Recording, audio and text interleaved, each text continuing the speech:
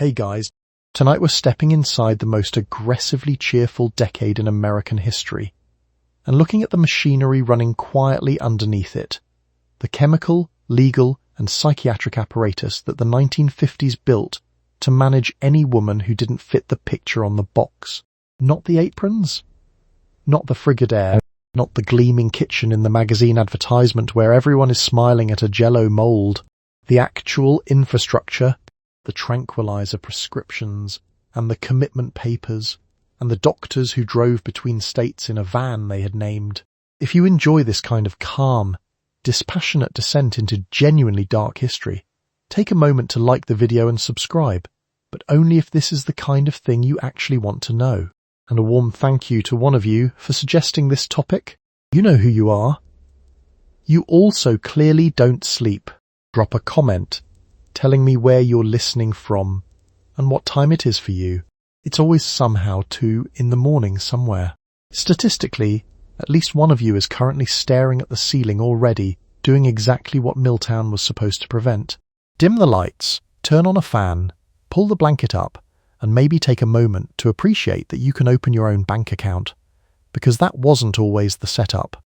Have you ever wondered what it actually felt like to live inside a decade that had a pharmaceutical solution for your feelings? What happened when a woman told her parish priest something her husband didn't want the priest to hear? Did the 983 square feet ever stop shrinking? How did a doctor with a van full of surgical tools and a calendar booked solid across 17 states become the nation's most prolific brain surgeon? Could you be institutionalized for being sad? Or unmarried, or just inconveniently specific about what you didn't want? The linoleum? And what exactly was in the 36 million prescriptions being written every single year? And who, precisely, were they for? Congratulations! You've just woken up in Nassau County, Long Island, 1957. The house is 983 square feet, and every house on the street is the same house. The linoleum smells like petroleum and optimism, in roughly equal parts. Good luck. You don't wake up in the 1950s. You activate. The alarm goes off at 6:15 a.m. and within 14 minutes you're expected to have started coffee, set out cereal boxes for the children, ironed a shirt that already looked ironed, and located the school permission slip. Your husband signed and then put down somewhere. The kitchen radio is on. The kitchen radio is always on. It is currently telling you about a sale on bird's eye frozen vegetables, which is information you'll need by Thursday. The kitchen smells like Crisco heating in a pan, the chemical sweetness of Kool-Aid powder dissolving in a pitcher, and underneath all of it, the faint petroleum undertone of the linoleum, which is installed in roughly 90% of American homes by 1956, so at least you're not alone in this. The linoleum doesn't care about your morning. It just reflects the overhead light with the flat confidence of something that has nowhere else to be. The house is 983 square feet. That's the national average for a new American home in 1955, which is approximately the square footage of a Cheesecake Factory dining section. Except the Cheesecake Factory doesn't also contain your entire personality, your marriage, your career ambitions, and the permission slip. You live in Levittown, or somewhere that rhymes with Levittown, 17,447 mass-produced homes on what used to be a potato field in Nassau County. Every facade architecturally identical by design, which is basically an IKEA showroom that someone forgot to take back down. William Levitt built the first one starting in 1947. He had opinions about who could buy in. Those opinions are in the deed. Your neighbour Barbara is already outside. It's not yet 7 a.m. She's in her driveway in a house dress and pin curls, retrieving the milk bottles with the focused efficiency of someone who has accepted this particular reality completely. You watch her through the kitchen window. She doesn't look up. The children appear. They're hungry in the specific way children are always hungry. Loudly. Immediately. And as if you've been withholding food from them as a policy. You pour the cereal. You find the permission slip inside the washing machine drum, which is where important documents go to complete their journey. The washing machine, for the record, cost $300. That's roughly $3,400 in today's money, which means the appliance designed to reduce your labour costs, slightly more than a month of labour. The washing machine doesn't comment on this. It just agitates. The median age for a woman's first marriage in America drops to 20.1 years by 1956, the lowest of the entire 20th century. You were 20 when you signed the lease on this life. Not the actual lease. You couldn't sign a lease. Your husband signed the lease. You signed the card his mother sent congratulating you both. Dorothy Marsh, the home economics columnist your mother clips from the newspaper, suggests that a cheerful kitchen attitude sets the tone for a man's entire working day. Dorothy Marsh writes this while presumably sitting somewhere, possibly in a house, possibly having signed something at some point without assistance. You flip the Crisco. The Crisco doesn't have opinions about Dorothy Marsh. The Crisco just renders. Your grocery list is not a list. It's an instruction manual written by other people. Campbell's cream of mushroom soup, 2 cans. Crisco shortening, large. Kool-Aid in 3 flavours, because the children have opinions. Bird's eye frozen peas. Jell-O in lemon, cherry, and the orange flavour that nobody likes but the recipe in the magazine called for. The list also includes Lipton onion soup mix, which is technically a soup, but you have never once made it a soup. You have only ever sprinkled it on things. The Lipton packet has accepted this. The Lipton packet has, in fact, never been consulted. The brands aren't incidental. They're load-bearing.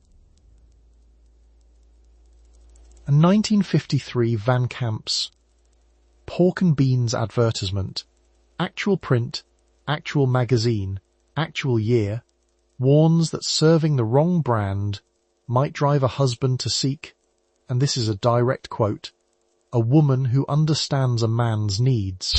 The can of beans is doing a lot of work in that sentence. The can of beans has been assigned a marital function.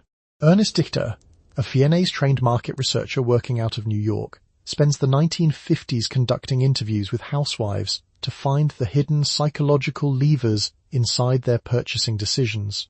He tells the major food companies that women don't buy Crisco. They perform a quiet act of maternal devotion every time they pry the lid off. He tells them the same thing about cake mix, about dish soap, about the particular texture of a Jell-O mold releasing cleanly from its ring. His clients are delighted. His clients are J. Walter Thompson. The levers work? A Jell-O mold, to be clear, is a thing you make by dissolving coloured gelatin in boiling water, adding canned fruit, and refrigerating the result in a decorative ring until it achieves the structural integrity of a cool, wobbling decision you can't take back. It arrives at the table shining and firm and faintly translucent, like a centerpiece that's made entirely of regret. The children eat it. Your husband nods. The mold doesn't comment. The kitchen smells like Crisco heating in a pan, a warm, neutral, vaguely industrial fat smell, and underneath that, the chemical sweetness of Kool-Aid powder, and underneath that, the petroleum undertone of the linoleum, installed in 90% of American homes by 1956, and willing to remind you of this at all times. Patricia Gaines, who lives 4 houses down and always wears a half apron even when she's just checking the mail, stops by at 11 to borrow your lemon Jell-O. She holds it with 2 hands. She thanks you 3 times. The exchange takes 8 minutes and contains no information. The grocery bill gets paid with your husband's money, which is the only money. You don't have an account. In most American states in 1955, a married woman can't open a bank account in her own name without her husband's signature, which is basically a Venmo where every transaction requires a co-signer who gets to decide if the purchase was worth it. The Equal Credit Opportunity Act won't exist until 1974. That's 19 years from now. The Crisco is not waiting. The magazine that supplied the Jell-O recipe also contains an advertisement showing a pleasantly exhausted woman surrounded by children and dishes, with a caption suggesting that Miltown, a small white tranquilizer tablet introduced in 1955, might help her get through the day. Within a year of its release, roughly 1 in 20 Americans has taken it. The ad doesn't say what the day contains that makes getting through it a pharmaceutical project. The ad assumes you already know. Sure, you cap the Kool-Aid, you put the Crisco back on the shelf. The linoleum is already planning its next statement. You stand in your kitchen at 4:30 p.m., the universal hour of culinary panic. Your husband is 40 minutes from home. The casserole has been in the oven for 19 minutes and needs 40. The children are doing something in the living room that sounds either like homework or like a small structural failure. The oven timer is mechanical and stiff. The oven timer has deceived you before. You are pre-rinsing dishes for a dishwasher you do not yet own, because next year, the dishwasher. The kitchen is 983 square feet's worth of optimism, split across the whole house, which means the kitchen itself is modest. It smells like Crisco heating and the petroleum undertone of new linoleum, which is installed in 90% of American homes by 1956 and has a faint chemical confidence, like it knows it's going to outlast you. The floor is clean. You've made it clean twice today already. You'll do it again before bed because the floor has a short memory and a very long expectation. A casserole is not a meal. It's a cover-up. A cover-up for the fact that you've been awake since 6, that you ate standing at the counter at noon over the sink, that you haven't spoken to another adult since Tuesday's PTA meeting, where Carol Henney said something pointed about your Jell-O mold, and you've been quietly furious ever since. Carol's Jell-O mold has suspended fruit in it. Yours does not. This is apparently a statement. Your neighbour, Donna, knocks on the back door at 4:38. She lets herself in, which she always does, holding a casserole dish of her own like she's presenting evidence. Donna sets it on the counter without being asked, adjusts the dish towel draped over your oven handle, and says nothing. This is friendship in 1956. It doesn't announce itself. It just rearranges your dish towel. Now, the paperwork of this hour. Someone needs a permission slip signed, someone lost a shoe, and there's a phone call your husband was supposed to return, but didn't, from a man whose name you wrote on the notepad by the telephone 3 days ago. The notepad is still there. Chia. The name is still there. The man has not called back. You're not sure what you're supposed to do with this information. You add it to the pile of things you're managing that don't have a category. The average American woman in 1956 married at 20 years old. 20. Which means some of your neighbours started doing this. The casserole, the linoleum, the permission slip, the notepad at 19, which is the age of a college sophomore who's still deciding whether she likes her roommate. The median dropped that year to 20.1, the lowest of the century. The oven timer doesn't know this. The oven timer is just smirking. This is where the Miltown comes in. Not metaphorically. Literally. There's a brown prescription bottle in the cabinet above the sink, next to the Crisco and slightly behind the Kool-Aid. It was described to you as something to help you get through the day, which is the pharmaceutical equivalent of a Yelp review that says, fine. You don't take it every day. Some days you just look at it. The bottle doesn't judge. The bottle just sits there, radiating a very reasonable offer. By 1956, American doctors are writing 36 million tranquilizer prescriptions a year, and women are receiving the overwhelming majority.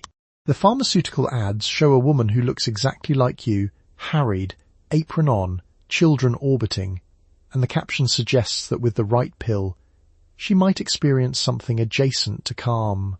This is basically a Goop wellness drop with the marketing mask off, except the active ingredient isn't rose quartz and the dosage is written on a pad by a man who saw you for 11 minutes.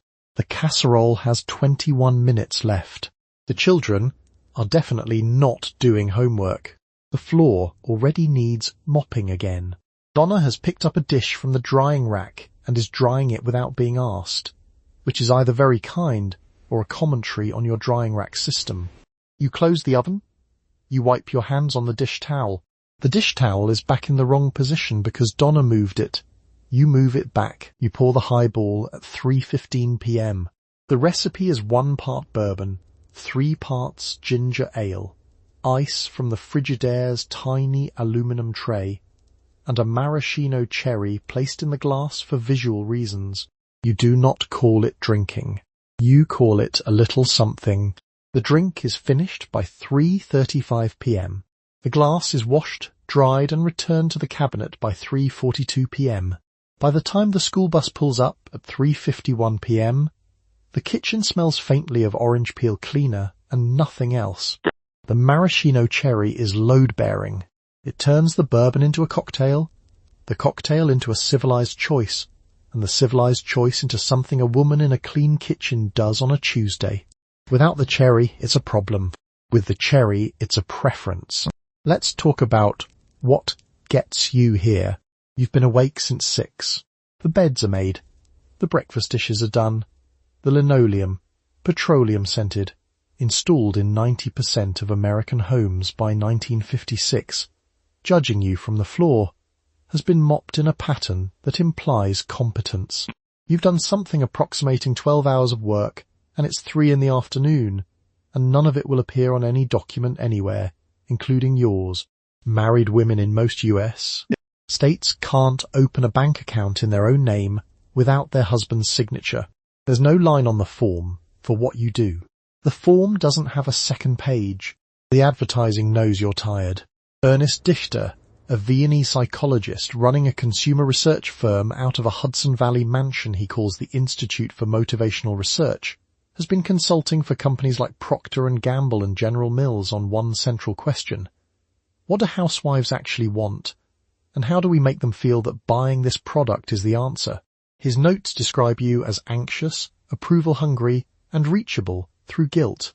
A 1953 Van Camp's pork and beans advertisement warns, in plain text, that serving the wrong product could drive a husband toward a woman who understands a man's needs. The casserole isn't dinner, it's a character reference. This is where the afternoon highball enters with its small, maraschino-top dignity. A neighbour 3 doors down, call her Paulette, because she has the posture of someone who's been called Paulette her whole life, brings over a coffee cake on Wednesday mornings and sets it on your counter without being asked. She adjusts the dish slightly after setting it down. She does this every time, the small adjustment, as if the angle of the coffee cake is the real information. You pour her a cup and she mentions her husband slept poorly, and you mention yours didn't, and neither of you mentions the Miltown in the cabinet above the sink, though you're both aware it's there the way you're both aware of the floorboard by the back door that announces every arrival.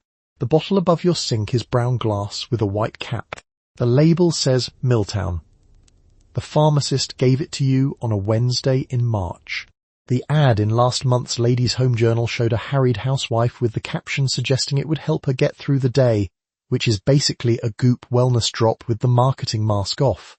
By 1956, American doctors are writing 36 million of these a year. You take one with the second coffee. The bottle goes back behind the Crisco.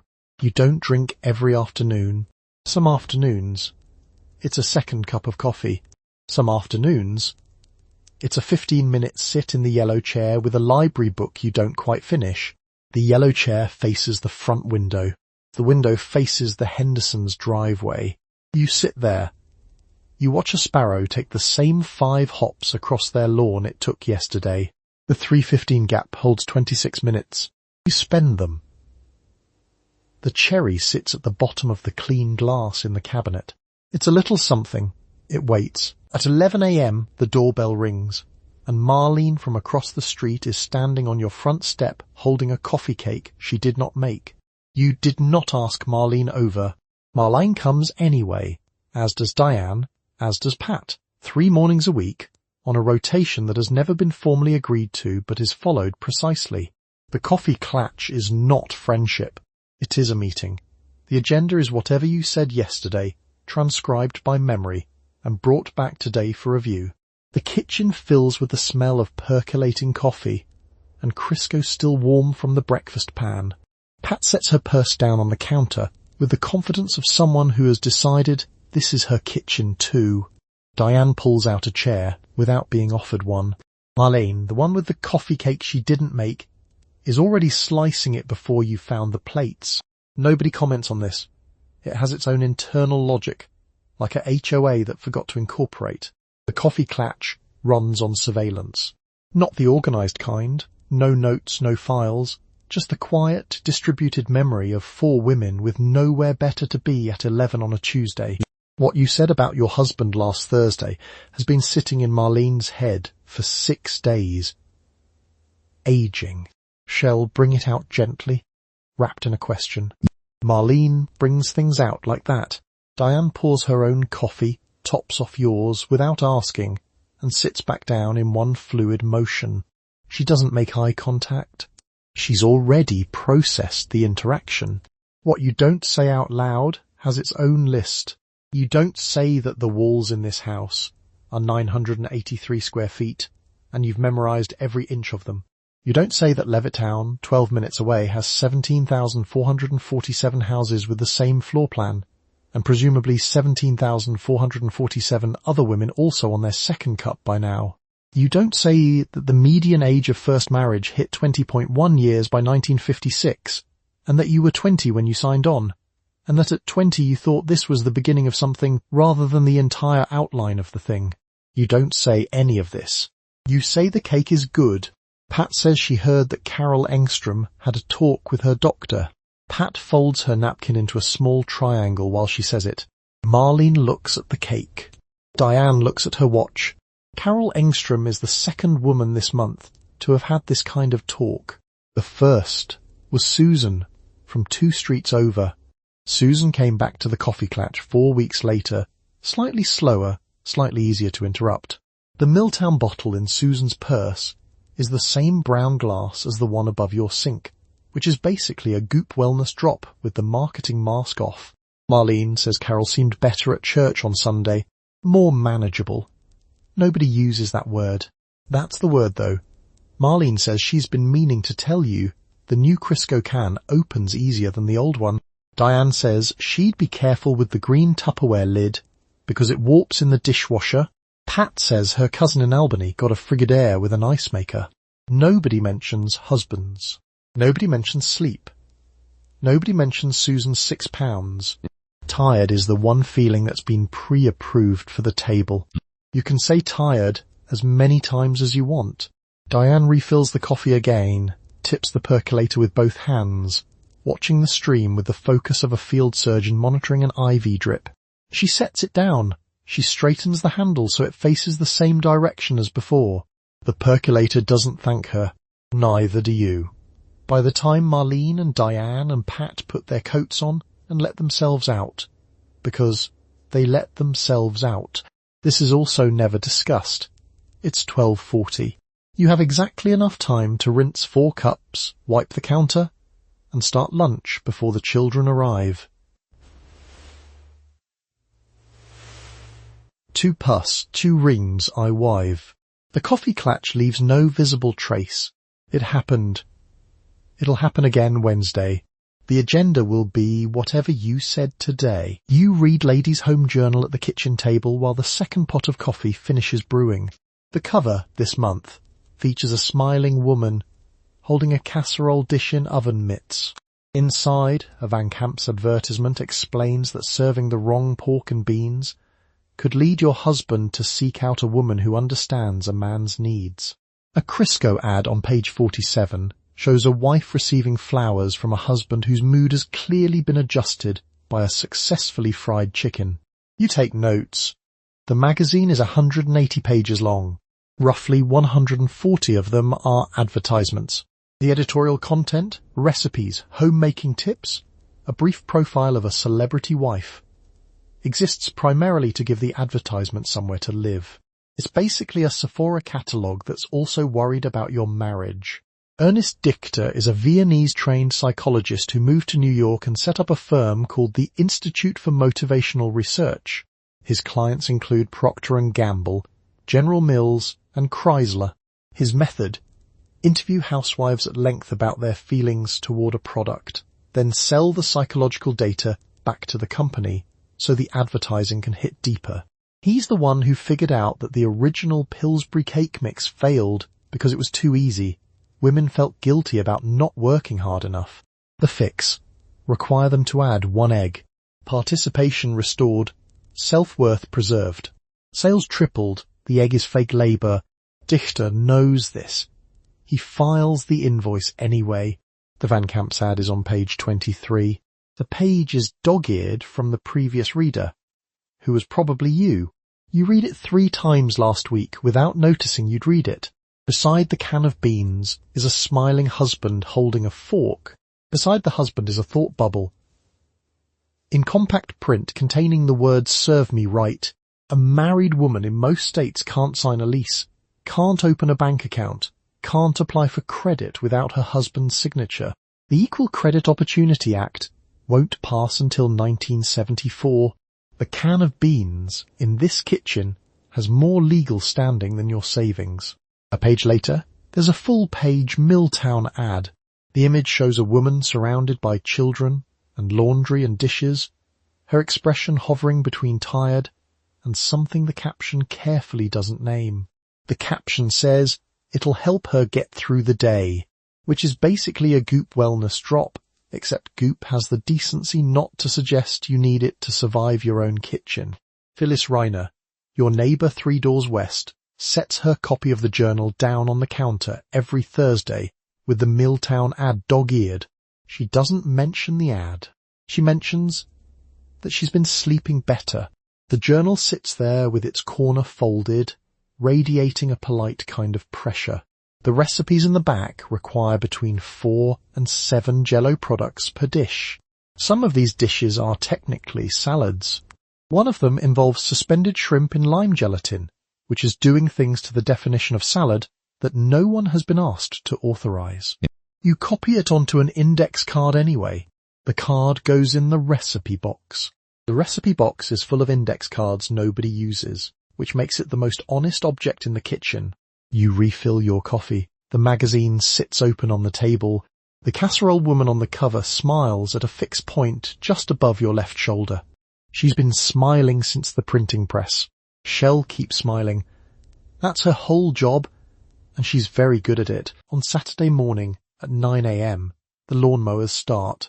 Yours is started by your husband. The Petersons is started by Mr. Peterson. The Schwartzes by Mr. Schwartz. The lawns are mowed in diagonal stripes because diagonal stripes are correct, and the men nod at one another between rows but do not stop to talk, because that would suggest they are not fully occupied.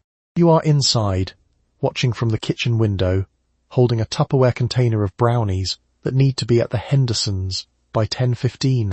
Levittown has 17,447 houses on what used to be potato fields in Nassau County, and every facade is architecturally identical by design, same pitch, same trim, same setback from the curb.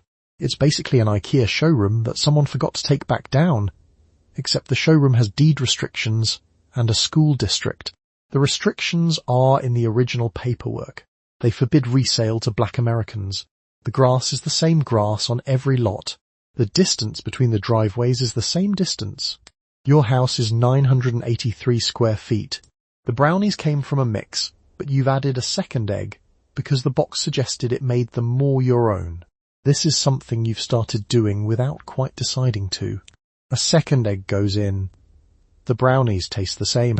Your neighbour Carol Magnuson is crossing the lawn toward the Henderson house at 10:02, also carrying something in a casserole dish, walking at the pace of a woman who has calculated the exact speed that says busy but not rushing. Carol's husband Gary is on his 3rd diagonal row. Carol doesn't look at the lawn. She already knows what's on it. The Hendersons' lawn has been mowed in parallel rows since May. Yours is diagonal. The Petersons' is diagonal. The Schwartz's is diagonal. Mr. Henderson keeps to parallel because his back is bad, and the diagonal turn at the corner of the dogwood is harder on the bad knee.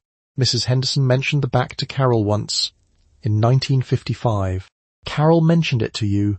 You haven't mentioned it to anyone, because mentioning it would mean you'd noticed which lawn was which, and noticing is its own kind of investment. Carol's brownies are in a Tupperware container with the date Maize King taped to the lid. Yours don't have the date. Carol's container also has the recipe page from McCall's tucked underneath. Yours doesn't. Mrs. Henderson notices both things and mentions neither. She pours the coffee. She offers cream. She asks how the children are. The children are fine. The children are always fine. Mrs. Henderson has been asking about the children every Saturday since 1953. The answer has never not been fine. Mrs. Henderson mentions she's thinking of switching the linoleum to the blue speckle. The kitchen goes quiet for 2 seconds. Carol pours her own coffee. Dorothy Ferreira, who lives 2 houses down with the yellow shutters, isn't at the Hendersons this Saturday. She hasn't been at anything for 3 Saturdays. Her husband Dave mentioned she'd been tired. Tired is the word that's doing a great deal of work in this neighbourhood. It covers sadness. It covers the things a doctor might call nervous exhaustion. It covers the prescription that Phyllis Reiner's magazine had an advertisement for last month. Tired is a door left slightly open so nobody has to knock on it. The lawnmowers run until approximately 11:30. By noon, the Saturday lawn is finished. Every diagonal stripe complete. Every edge clipped. Every husband back inside for a sandwich and a beer, and the sports section. Having demonstrated in full view of the street that everything here is in order, you take the empty Tupperware home. The brownie dish gets rinsed. The afternoon opens up in front of you like something that needs to be filled, and you fill it, because an unfilled afternoon is its own kind of statement, and you've read enough to know that statements have a way of being noticed. You sit in the doctor's office at 2 p.m. on a Tuesday because your husband called to make the appointment. The receptionist hands you a clipboard with a single page of questions. Are you sleeping? Are you tearful? Are you irritable with the children? Have you experienced any difficulty with marital relations? The form does not ask follow-up questions. The form does not need to. Your answers will be sorted into one of 3 categories: neurosis, hysteria, or involutional melancholia, and a prescription will be written before you leave. The 3 categories are not as different as they sound. Neurosis is what you have if you're anxious. Hysteria is what you have if you're anxious and you mention it too much. Involutional melancholia is what you have if you're over 40 and anxious, which the DSM-I, published in 1952, treats as a natural consequence of women aging past their primary function. The manual is thorough. The manual has opinions. Dr. Harmon enters holding a chart with your name on it and your husband's handwriting in the comments box. He sits across from you, uncaps his pen, and nods in a way that means he's already decided. You describe the tightness in your chest, the 3 a.m. ceiling, the feeling that the kitchen walls are approximately 4 inches closer together than they were in September. Dr. Harmon writes something down, not the part about the walls. The other part. The prescription is for Miltown. Miltown, meprobamate, introduced in 1955, is the first blockbuster psychiatric drug in American history. Within 12 months of its release, 1 in 20 Americans has taken it. The pharmaceutical ads show a woman surrounded by children and dishes, and a look on her face like she's calculating escape velocities. The caption suggests Miltown will help her get through the day. It's basically a Goop wellness drop, with the marketing mask pulled all the way off, except instead of moon dust and jade, it's a beige tablet that makes the kitchen walls feel acceptable again. By 1956, American physicians are writing 36 million tranquilizer prescriptions a year. Women receive the overwhelming majority. Dr. Harmon writes them on Mondays at his Cleveland office and Tuesdays at this one. He keeps the pad in the top drawer of the desk. The drawer is slightly stuck. He uses his left hand to hold it open while his right hand does the writing, a small efficiency he developed in 1954. A woman named Margaret Starchevsky from Detroit told her parish priest in 1957 that she no longer wished to have sexual relations with her husband. The priest told the husband called the doctor signed the form. Margaret signed nothing. Her husband co-held the bank account. Her husband co-signed the lease. Her husband co-managed the medical decisions, which is basically a Venmo where every transaction requires his thumb on the screen, except the transaction is whether Margaret sleeps in her own bed tonight. Dr. Harmon tears the prescription from his pad and slides it across his desk with 2 fingers, a small gesture. Very practiced. He does this 14 times on a Tuesday. You're the 9th. You fold the paper in half and put it in your purse next to the grocery list. The grocery list is longer. Both documents will shape your Wednesday in approximately equal measure. You stand, and Dr. Harmon is already looking at the door. The receptionist schedules your follow-up for 6 weeks from now, same time, because Tuesdays at 2 are apparently when this gets managed. You walk through the waiting room. There are 3 other women in it. They're not looking at each other. They all have the clipboard. You drive to Walgreens on the 2nd Wednesday of every month to pick up the Miltown. The bottle is brown glass, the cap is white, and the pharmacist places it on the counter with the same neutral expression he uses when ringing up a Hallmark card. You sign the ledger. You hand over $4.85. You walk out with a 30-day supply of meprobamate and a tab cola you didn't intend to buy. By 1956, the country writes 36 million of these prescriptions a year, and most of them are for women. Miltown arrived in 1955 and became a blockbuster faster than anything the pharmaceutical industry had seen. Within a year, roughly 1 in 20 Americans had taken it. The ads show a woman standing in a kitchen surrounded by small children, her expression suggesting she is 9 seconds from some kind of weather event. The caption says it'll help her get through the day. It's basically a Goop wellness drop, except the active ingredient is an actual tranquilizer, and your doctor hands it to you in a brown bottle without making eye contact. The bottle fits in your purse next to your compact. That's where it lives. By 1963, Valium arrives, diazepam, courtesy of Hoffmann La Roche, and it becomes so strongly associated with housewives that people start calling it Mother's Little Helper. The Rolling Stones will eventually write a song about it. The song is not sympathetic. It's also not wrong. Nobody in the prescribing chain seems particularly troubled by the math. The pill is small and round and white. The label says 1 tablet 3 times daily as needed. As needed has become slightly more frequent. The bottle holds 60. The bottle has held 60 for 3 weeks. You stand at the kitchen window with a glass of water and the bottle in one hand. You take one. You set the bottle on the windowsill. The Frigidaire hums. The linoleum holds. A married woman in most US stateers can't open a bank account without her husband's signature, which is basically a Venmo where every transaction requires your father's face scan. The Equal Credit Opportunity Act won't pass until 1974. A pharmacist named Gerald at a Rexall in Akron counts out 60 pills without looking up.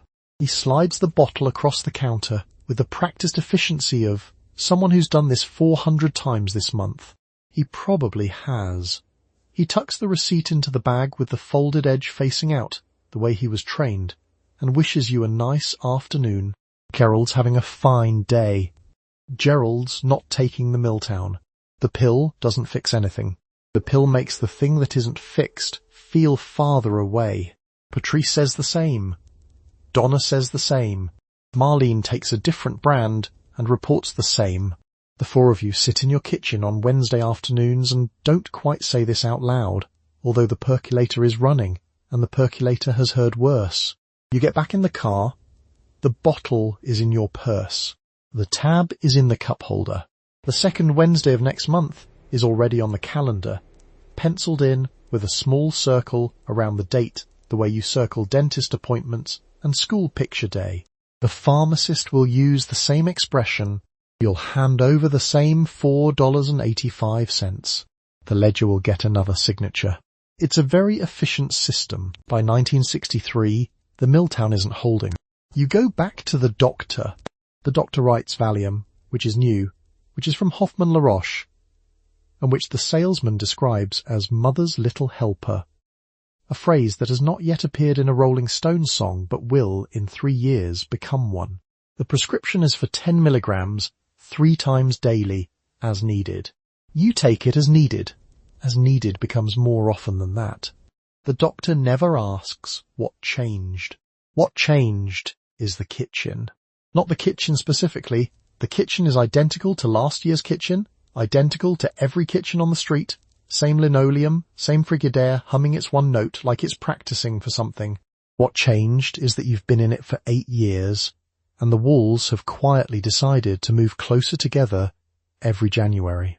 The Valium is different from the Miltown in the way that a weighted blanket is different from a light one. The Miltown took the edge off. The Valium takes the edge off and then takes the rest of the shape with it.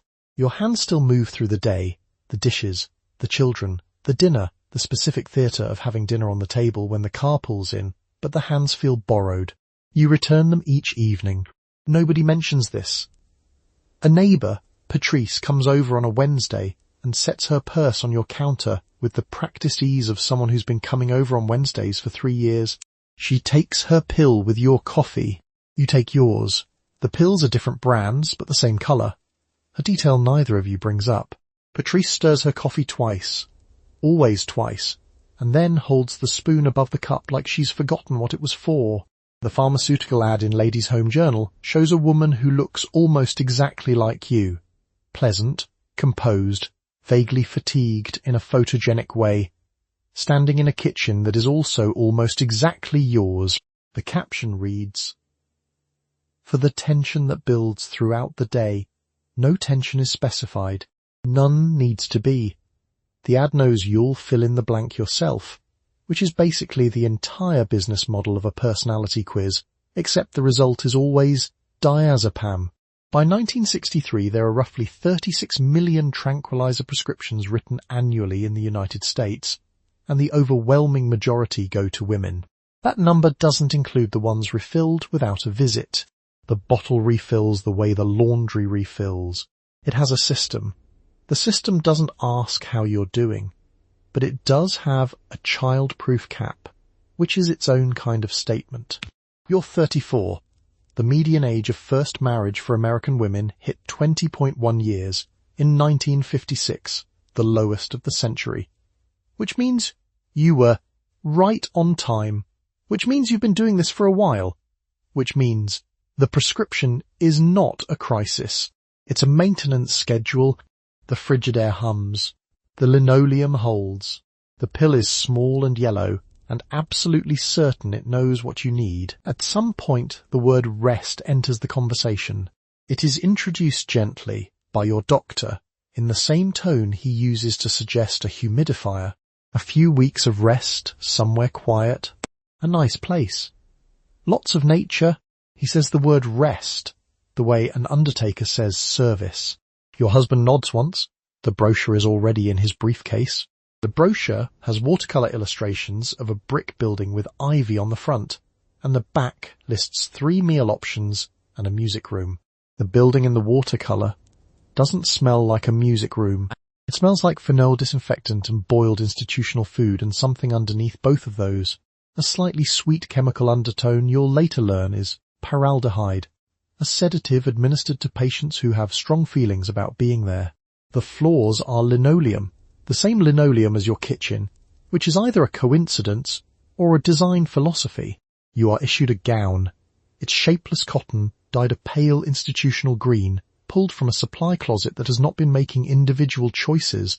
Somewhere in the building, a metal tray clinks. Slippers shuffle.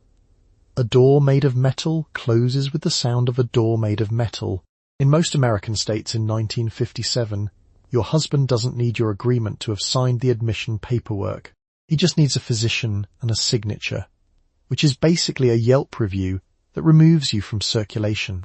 The law on this point is uncomplicated. It stays uncomplicated well into the 1970s.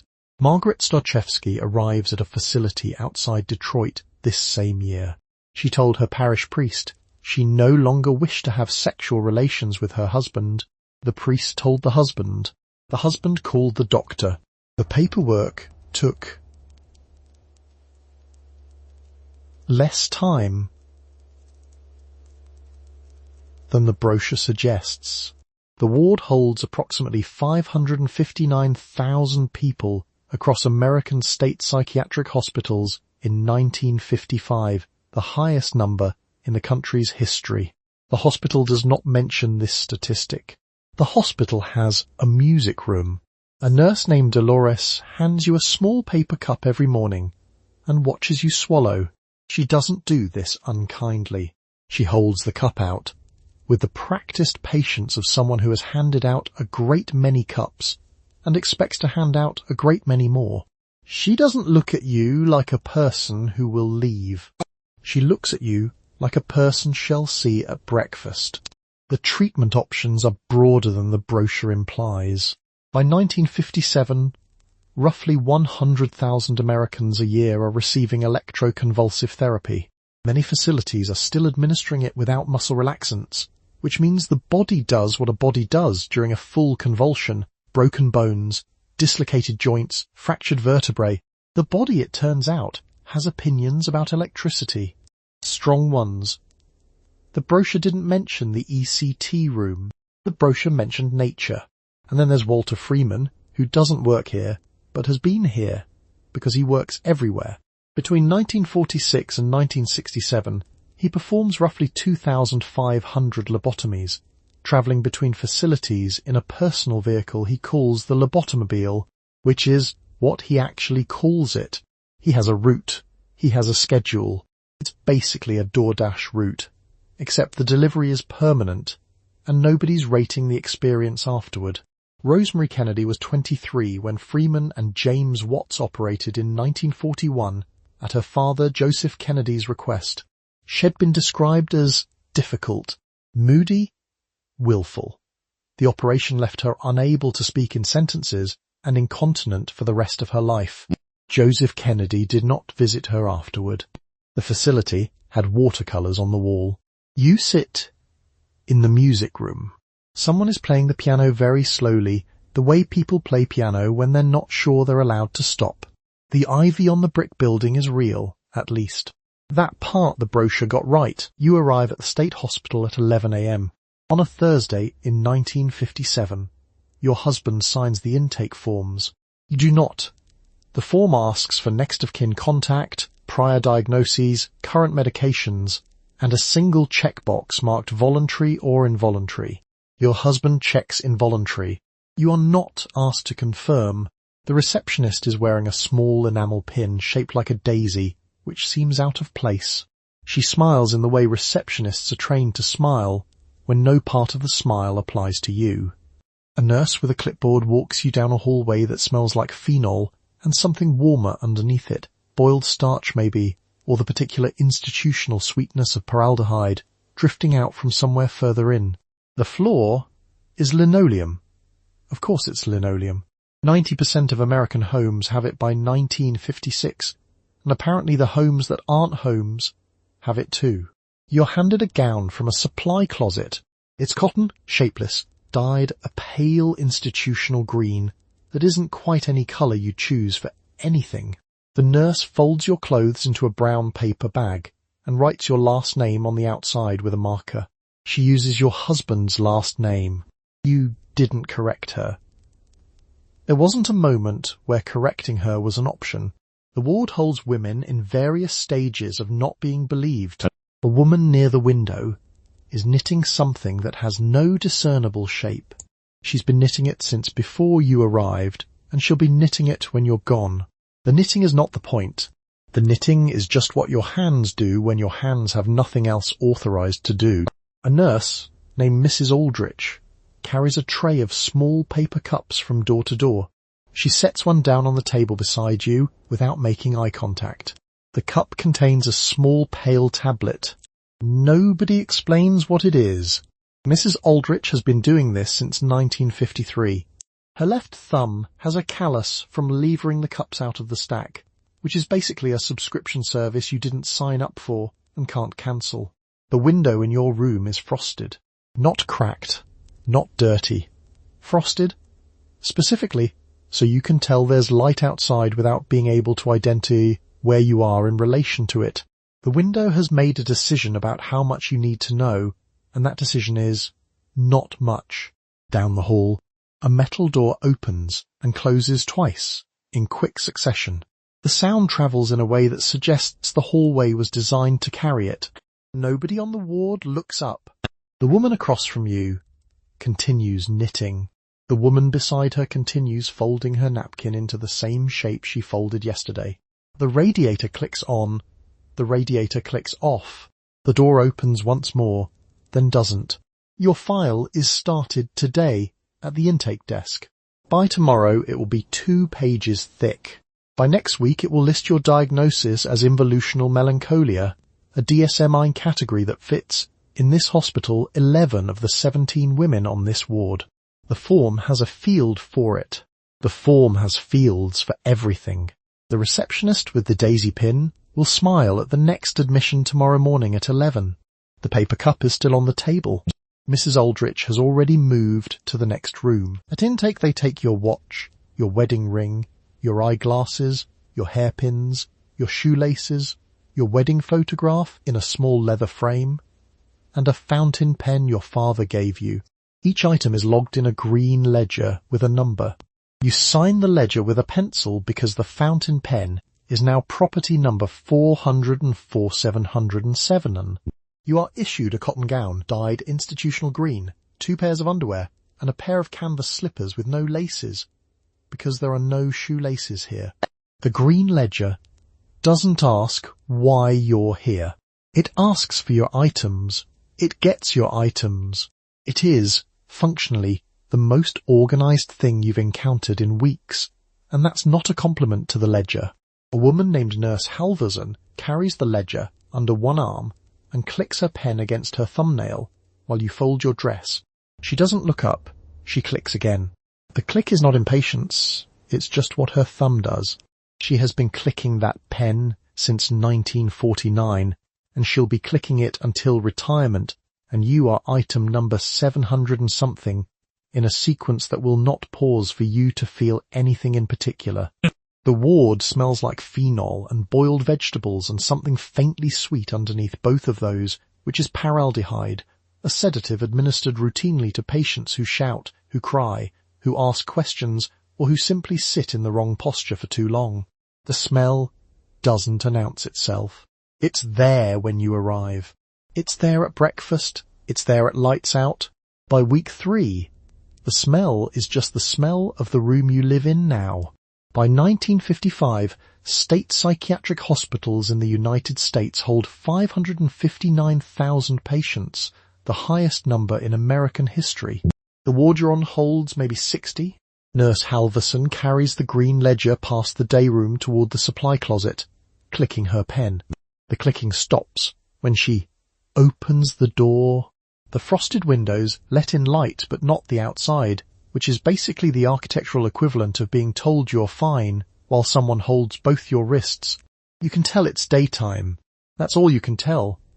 At mealtimes, metal trays arrive on a cart pushed by an orderly named Carl, who has a system involving tray placement that he will defend to anyone who questions it. The trays clatter, the slippers shuffle.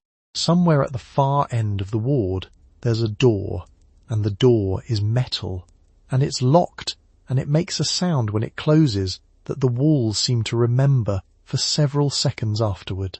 You eat what's on the tray. Ahmad. You eat what's on the tray.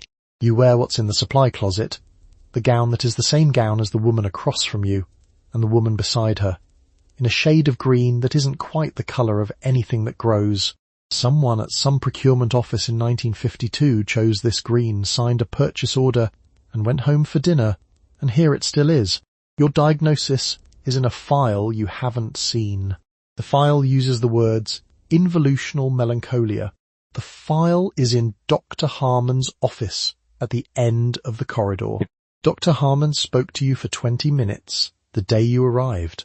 He wrote 3 pages while you spoke. He wrote 4 after you left. The pages are in a manila folder labelled with your husband's last name. The treatment plan is on the last page. The treatment plan has a schedule. The schedule starts tomorrow. Property number 4471 sits in a cardboard box on a shelf in a storage room down the hall. The pen is uncapped. Someone forgot to cap it. The ink is drying. The pen, for what it's worth, is now the most expensive object in the storage room, and the only one that has ever been signed by a hand that loved it. The pen knows. The day room has 32 folding chairs and 1 couch. The couch is not for new admissions. Hellhead Day is not for new admissions. Tu bromesi easy degude. The couch is for women who have been here for at least 11 months, who do not stand up when the doctor enters, and who have learned to fold a paper napkin into a swan without looking. There is a hierarchy. There is always a hierarchy. The new admissions sit on the folding chairs in the back row, where the linoleum is more worn and the radiator only sometimes works. The radiator's position on this is firm. It heats the couch side of the room. The folding chair side it regards as a personal matter. You're in the 3rd row from the back. You've been here 9 days, which is long enough to know the schedule but not long enough to have a preferred cup. The cups are institutional tan, the colour of a bureaucratic sigh, and they're distributed each morning by a woman named Dottie, who's been here since 1952 and moves through the cup stack with the efficiency of a Costco sample employee who has genuinely stopped caring which sample you get. What you do in the day room is sit. You're permitted to do needlework between 9 and 11, and again after the 2 o'clock medication round. There's a puzzle on the card table near the window, but the window faces a parking lot, and the puzzle is missing the sky entirely. It's a pastoral scene. Rolling hills, probably Vermont. The sky is gone. You assemble the hills. The 2 o'clock round is when a nurse whose first name nobody knows. She signs everything R. Bellamy and correct people who try to make that warmer, wheels a cart down the centre aisle and hands out small paper cups. The cups contain different things depending on what your chart says. Most of the charts say Miltown or Equinil, which are basically the same thing wearing different name tags at the same party. A few charts say something heavier. You don't ask about the heavier ones. The heavier ones have assigned seating. The woman on the couch closest to the window is named Irene. She's been here since 1954. She knits the same 4 inches of scarf, unravels it each Thursday, and starts again on Friday. Nobody has commented on this. Irene's hands move through the yarn with the calm focus of someone doing extremely important work. Maybe she is. Irene sits on the couch. Margaret sits beside her. Both have been here longer than the calendar on the wall. The doctor enters every Tuesday at 10. Margaret stays seated. Irene stays seated. The new admissions in the back row stand, or most of them do, because it hasn't yet occurred to them not to. By month 4, most of them sit. By month 11, Irenda's daughter visits, and Irene doesn't stand for that either. The afternoon is very long here. The afternoon is probably the longest afternoon in North America. Outside, somewhere, it's still 1957. Husbands are coming home to Frigidaire-cooled dinners and linoleum floors in 90% of American homes. Children are being served Kool-Aid in primary colours.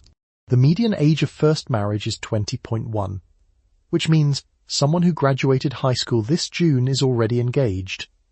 Which means this afternoon, this specific one, with its puzzle missing a sky and Irene's 4 inches of reversible scarf, is the normal afternoon from which all the other afternoons are currently departing. R. Bellamy wheels the cart back out. The metal wheels announce themselves on the linoleum the entire length of the corridor. The day room holds its shape. The couch holds Irene. The folding chairs hold everyone else. And the paper napkin swan on the side table holds absolutely nothing, which is, in the circumstances, its whole point. Tuesday morning is ECT Day. Tuesday morning has been ECT Day since 1953. You skip breakfast because you've been told to. The orderly comes for you at 8:45 a.m. with a clipboard. There are 4 other women on the clipboard. The procedure room is at the end of the long corridor, past the laundry, past the kitchen, past the small room where the chaplain reads the newspaper. By 1957, about 100,000 Americans are receiving this treatment annually. The majority of them are women. You are one. The room smells like rubber and phenol disinfectant and something faintly electrical. There's a table with a thin mattress and 2 small padded blocks, and a machine the size of a console radio sitting on a cart. The machine has been in service since 1953. The machine has its own cart. The machine and the cart have an arrangement. The cart goes where the machine wants, and the machine doesn't have to ask twice. The orderly, whose name is P. Driscoll, according to his badge, sets the clipboard on a counter without looking at it again. He has done this more times than either of you would find useful to count. Nobody explains anything. The machine already knows what it's doing. Muscle relaxants aren't standard everywhere yet. Not here. The procedure runs a full convulsion, which is the kind of sentence that sounds medical until you consider what a full convulsion actually requires from a body. Broken ribs have happened. Fractured vertebrae have happened. The official intake form lists these as possible complications, somewhere after the part about memory. Possible complications is doing quite a lot of work in that sentence. The memory thing is real.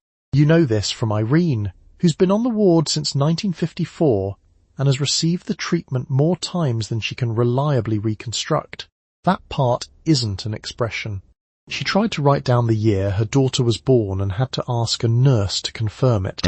The nurse confirmed it. Irene wrote it on the inside cover of a paperback and didn't mention it again. P. Driscoll adjusts the electrode placement with the focused calm of someone parallel parking. He's not unkind. He's just very efficient, which at 8:45 a.m. in a procedure room is basically the same as not unkind. The woman before you on the clipboard, heavy set, institutional green gown, hair still in a night braid, sits down without being asked, which means she's done this before too. She folds her hands in her lap. She waits. The machine doesn't wait. What you're here for, officially, is involutional melancholia. That's the diagnosis. It's one of the DSM-I's preferred framings for women in their 30s and 40s who are persistently unhappy in ways their physicians find inconvenient. The treatment protocol is electroconvulsive therapy, prescribed at the discretion of the attending physician, which is the equivalent of a Yelp review that ends your Thursday. The attending physician has a schedule. The schedule has Tuesdays. Afterward, you're back in the ward by 10:30. You sit on the day room's vinyl chair, the one nearest the window that isn't Irene's couch. Your head feels like something's stored in the wrong container. The chaplain comes through at 11. He doesn't stop. The sun moves across the linoleum in the same slow diagonal it makes every Tuesday, indifferent to the morning's proceedings, committed to the bit. You wake up in recovery at 9:30 a.m. with no memory of how the procedure ended. Your jaw is sore. Your tongue tastes like a copper penny. The nurse on duty is named Ruth, you think, although you cannot now remember if Ruth was on duty yesterday or if Ruth was here last week. There are 6 recovery cots in the ward. 2 are occupied. 1 woman is crying without making any sound. You are not asked any questions. You are not expected to ask any either. The ward smells like phenol and something slightly sweet underneath it, paraldehyde, which the night staff administer when a patient becomes what the chart calls agitated. It has a smell like nail varnish and overripe fruit. You know this smell now the way you know the sound of metal trays at mealtimes. It isn't a smell you chose to learn. Ruth brings a cup of water and sets it on the small table beside the cot, without looking at you. The cup has a chip on the rim. It has always had a chip on the rim, or it's a different cup with the same chip. You can't be certain anymore, and the uncertainty doesn't particularly bother you, which is itself a thing worth noticing. Ruth adjusts the sheet at the foot of the bed with the brisk corrective energy of someone straightening a crooked picture frame. The sheet was not crooked. It is now perfect. She leaves. By 1957, roughly 100,000 Americans a year are receiving electroconvulsive therapy. Most are women. The procedure room down the hall has a console radio-sized machine on a metal cart, 2 padded blocks and a thin mattress. P. Driscoll wheels the cart back into storage at 4 o'clock every Tuesday. The cart's left wheel sticks. He's been meaning to mention it. He hasn't. The terms of service on the procedure form include broken bones and fractured vertebrae. Nobody reads the terms of service. Your gown is institutional green. Shapeless. The supply closet on this floor holds a shelf of them folded into rectangles. Mrs. Aldrich pulls one off the shelf when a new admission arrives. The closet door has a small dent at knee height where the cart hits it on Tuesdays. Nobody has fixed the dent. Nobody is going to. The woman on the other cot has stopped crying. She's staring at the ceiling with the focused attention of someone trying to remember a word that keeps moving. You recognize that expression. You've worn it. You're probably wearing it now. The ceiling offers nothing useful, but it's consistent. And consistency counts for something in here. Margaret Starchevsky didn't sign anything in 1957. Her husband signed it. The form has a line for the patient. The line is blank in 12 of the 17 files in this ward's intake drawer. Margaret's gown is on the cot beside yours. Margaret eats her breakfast with a spoon, not a fork.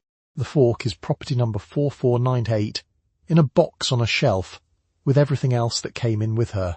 By 1955, state psychiatric hospitals across the country are holding 559,000 patients simultaneously, the highest number in American history. The wards are full the way a Costco parking lot is full. Technically everyone fits, but the arrangement requires constant management and nobody's comfortable. The difference is that at Costco you can leave. Ruth comes back with a second cup of water, or the same cup, refilled. The chip is still there. She sets it down in exactly the same spot and leaves again without speaking. You drink it. Your jaw is still sore. Outside the window, which faces a courtyard, the light is flat and grey and completely neutral about everything happening beneath it. A pigeon on the courtyard wall has not moved in 11 minutes. The pigeon is committed to its position. The pigeon knows what it's doing. Wednesday afternoon is visiting hours. Your husband arrives at 2:30 p.m. with a paper bag from the bakery. Inside the bag are 2 crullers and a brown and serve sweet roll. The visit is 45 minutes. The visit is supervised by a nurse, seated at a small desk in the corner of the visiting room. You are not allowed to sit close to your husband. You are not allowed to ask when you can come home. The nurse will note in your chart whether the conversation seemed appropriate. The visiting room has 4 chairs, a low table, and a window that looks out on a concrete interior courtyard. The chairs are bolted to the floor. The table isn't. Over the years, the table has drifted northeast by approximately 2 inches, which is roughly the rate at which an institutional table can express an opinion. No grass, no sky, unless you tilt your head at a specific angle, which is not encouraged. Your husband sets the paper bag on the table and doesn't open it. He asks how you're feeling. You say fine. He says the kids are fine. The kids are with his mother. You say that's good. The nurse writes something. It's not clear what there is to write. You said 6 words. Your husband's name is Gerald. Gerald works at a Chevrolet dealership on Michigan Avenue. Gerald's tie has a small grease smudge near the second button, and he either hasn't noticed or has decided not to care, which is, in context, something of a philosophical position. He drove 40 minutes to be here. He sits in a chair that's bolted to the floor and doesn't lean forward, and that gap between his chair and your chair is not accidental. It's 3 feet and 4 inches of ward policy. 3 feet 4 inches. The nurse has a ruler. You're allowed to receive small gifts. The crullers count. What doesn't count? Letters with certain kinds of content, books with certain kinds of content, any item that could reasonably be used to harm yourself or someone else, which covers more ground than you'd expect. A ballpoint pen is currently in a grey area. The pen situation is under review. Gerald brought you a magazine last week. It was a red book. There was a recipe on the cover for a moulded gelatin salad with cream cheese and olives. The magazine sat on the bedside table for 4 days. On the 5th day, Mrs. Aldrich took it. She returned the magazine the next morning with the recipe page neatly torn out. Mrs. Aldrich's husband likes gelatin salads. Mrs. Aldrich has 6 recipe pages in her purse already. Dr. Harmon will tell Gerald how you're progressing.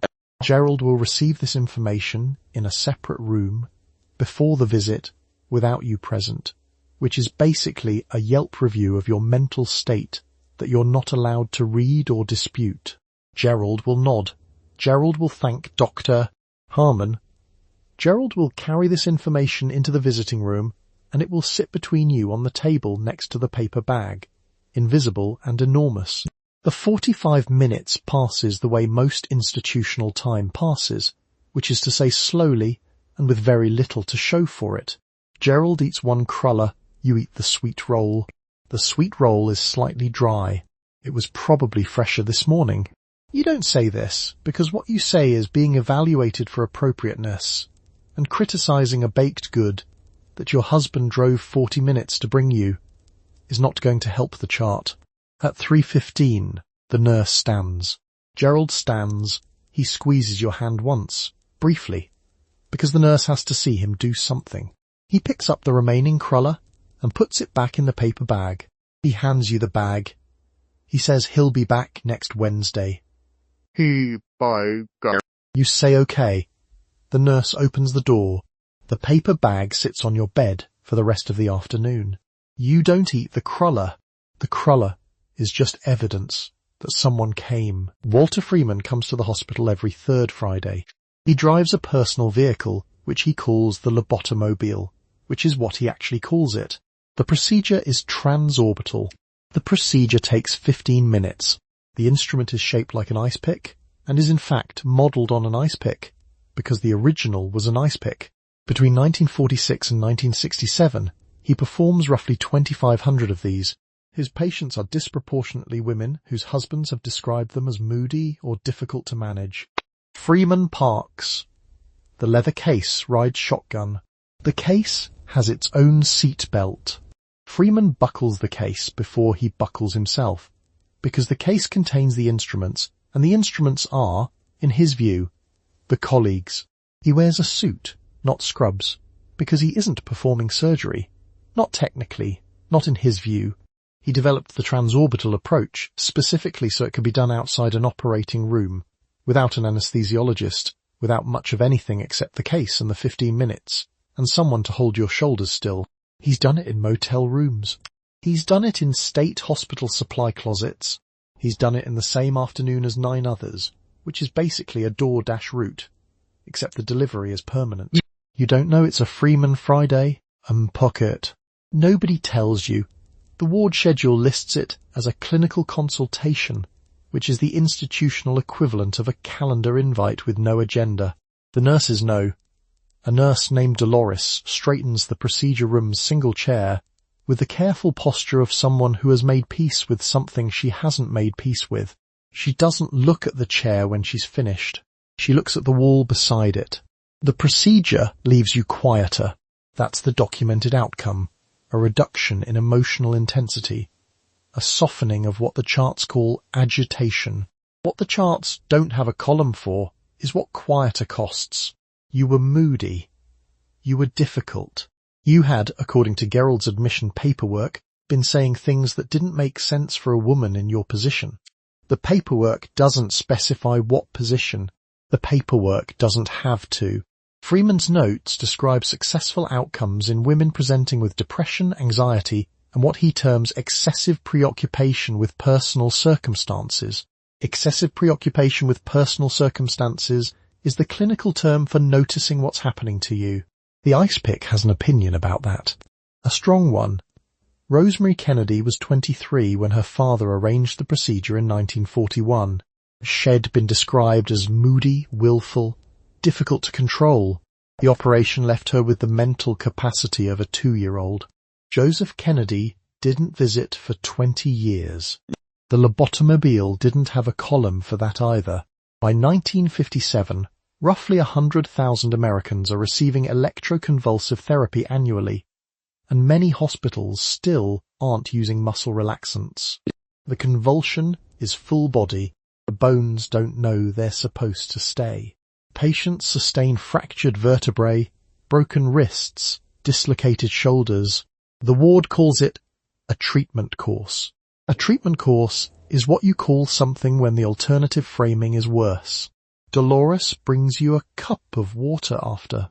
She sets it on the small table beside you with the precision of someone placing an object they wish were something else. She doesn't say anything. The cup is institutional beige. It has a small chip on the rim that someone has filled in with what appears to be nail polish, coral, slightly oxidized, applied by a person who had both a color preference and a reason to have one. Freeman leaves before dinner. He has another stop on Saturday. You walk into the First National Bank of Levittown at 10:15 on a Tuesday morning to open a savings account. You have your driver's license, your social security card, and a check from your aunt for $42 made out to you personally. The teller is a man named Mr. Holcomb. Mr. Holcomb explains that you will need your husband's signature on the account application. You do not have your husband's signature with you. You will need to come back. Mr. Holcomb says this exactly the way he says, "Good morning." The check from your aunt sits in your purse for 11 days. It doesn't expire. It just waits with the institutional patience of a thing that knows it will outlast your irritation. Mr. Holcomb has explained the same procedure 4 times today already. The check from your aunt sits in your purse. The form sits on the counter. Mr. Holcomb's pen sits beside the form. The Equal Credit Opportunity Act won't pass until 1974, which is 17 years away. Mr. Holcomb won't be a teller in 1974. Mr. Holcomb will be retired and feeding ducks in a park in Fort Lauderdale, but the rule he's enforcing today will outlast him by a decade. This is where it gets specific. Your name is on the check. Your aunt addressed it to you. Saw DA. You are standing in front of the counter with 2 forms of government-issued identification. Mr. Holcomb isn't hostile. He isn't apologetic. He's explaining a procedure the way someone explains that the ATM is out of order, a logistical inconvenience with a clear workaround, which is, bring your husband. Mr. Holcomb slides the form across the counter and taps the signature line with 1 finger. It's a practice tap. He's tapped that line many times. His nail makes a small flat sound against the paper, and he holds eye contact long enough to confirm the information has been received, then looks past you at the next person in line. You take the form. You fold it. You put it in your purse next to the check. Now, the credit card situation is its own category. The card doesn't exist yet for you. Not really.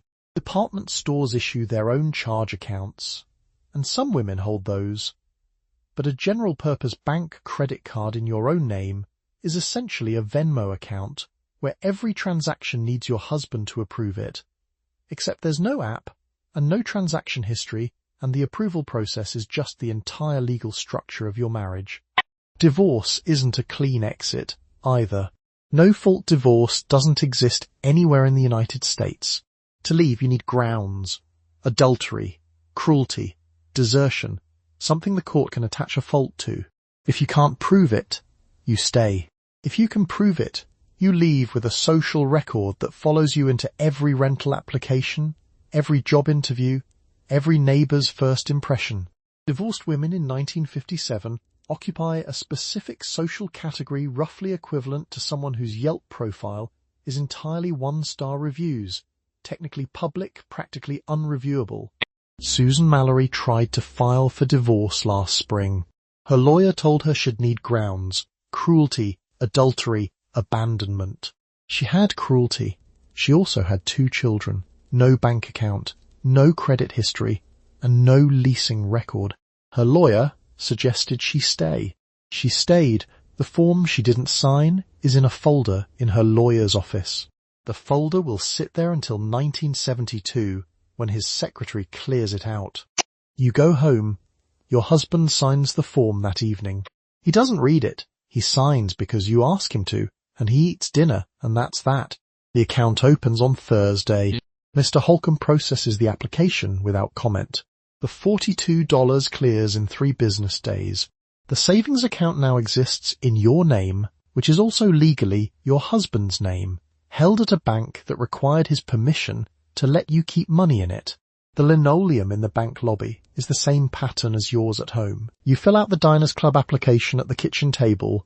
You list your name, your address, your husband's employer, your husband's annual income, your husband's social security number, and your relationship to your husband. The form does not ask for your income, because it has not occurred to the form that you would have one. The application is rejected on the basis of insufficient credit history. You will not be able to apply in your own name until 1974, because the law allowing you to do so has not yet been written. The rejection arrives by mail. It's a single page. Polite. The envelope has better posture than it deserves. Credit history in 1955 is a record of financial transactions made under your name. You don't have transactions under your name. You have transactions under his name, his account, his signature, and his formal permission. You're basically a footnote on your own financial life, which is basically a Venmo account where every single payment requires a second approval from someone who doesn't live in your body. The Diners Club card itself is only 5 years old at this point. It was founded in 1950 by Frank McNamara, who reportedly forgot his wallet at a restaurant and decided the solution was to create an entire new financial instrument rather than just call his wife for cash. The card is mostly used by businessmen at restaurants in Manhattan. You are not a businessman. You are not in Manhattan. You are at a kitchen table in Nassau County, and the rejection letter is currently sitting next to a box of Jell-O lime powder. Susan Mallory, who lives 3 houses down on your street, applied separately and received the same form letter. She sets hers on fire over the kitchen sink in a methodical and unhurried way. The sink doesn't comment. The smoke detector isn't installed yet. Your neighbor mentions, not for the first time, that her mother ran a dry goods shop in Cincinnati for 11 years, kept her own ledger, extended credit to half the town, and still couldn't qualify for a loan in 1952 without her son co-signing.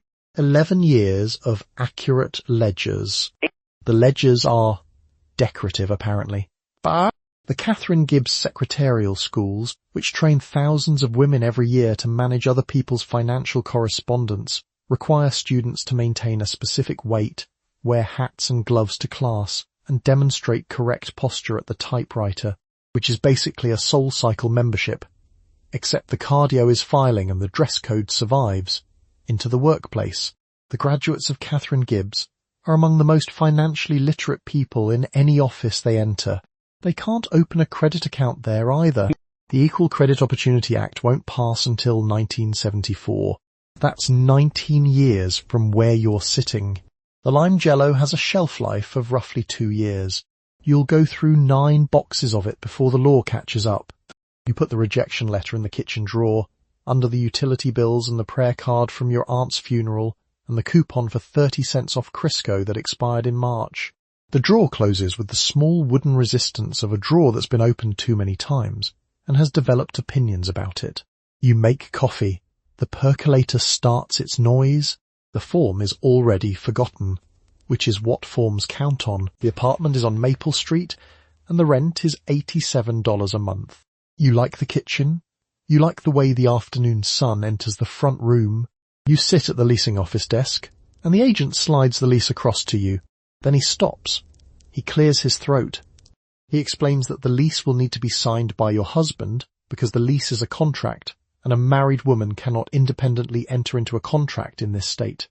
The pen is already in your hand. The pen stays in your hand for a moment longer than is comfortable for either of you. The agent adjusts his tie. You put the pen down. This isn't a Maple Street problem. It's a national problem. Which is to say, it's the law in most states. Which is to say, it isn't treated as a problem at all. It's just the paperwork. A married woman in 1955 can't sign a lease can't open a bank account in her own name, can't apply for a line of credit, and can't enter most binding legal agreements without her husband's signature attached. The legal system has decided that your husband is the load-bearing wall, and you are, technically, the decorative trim. The lease waits. It doesn't care.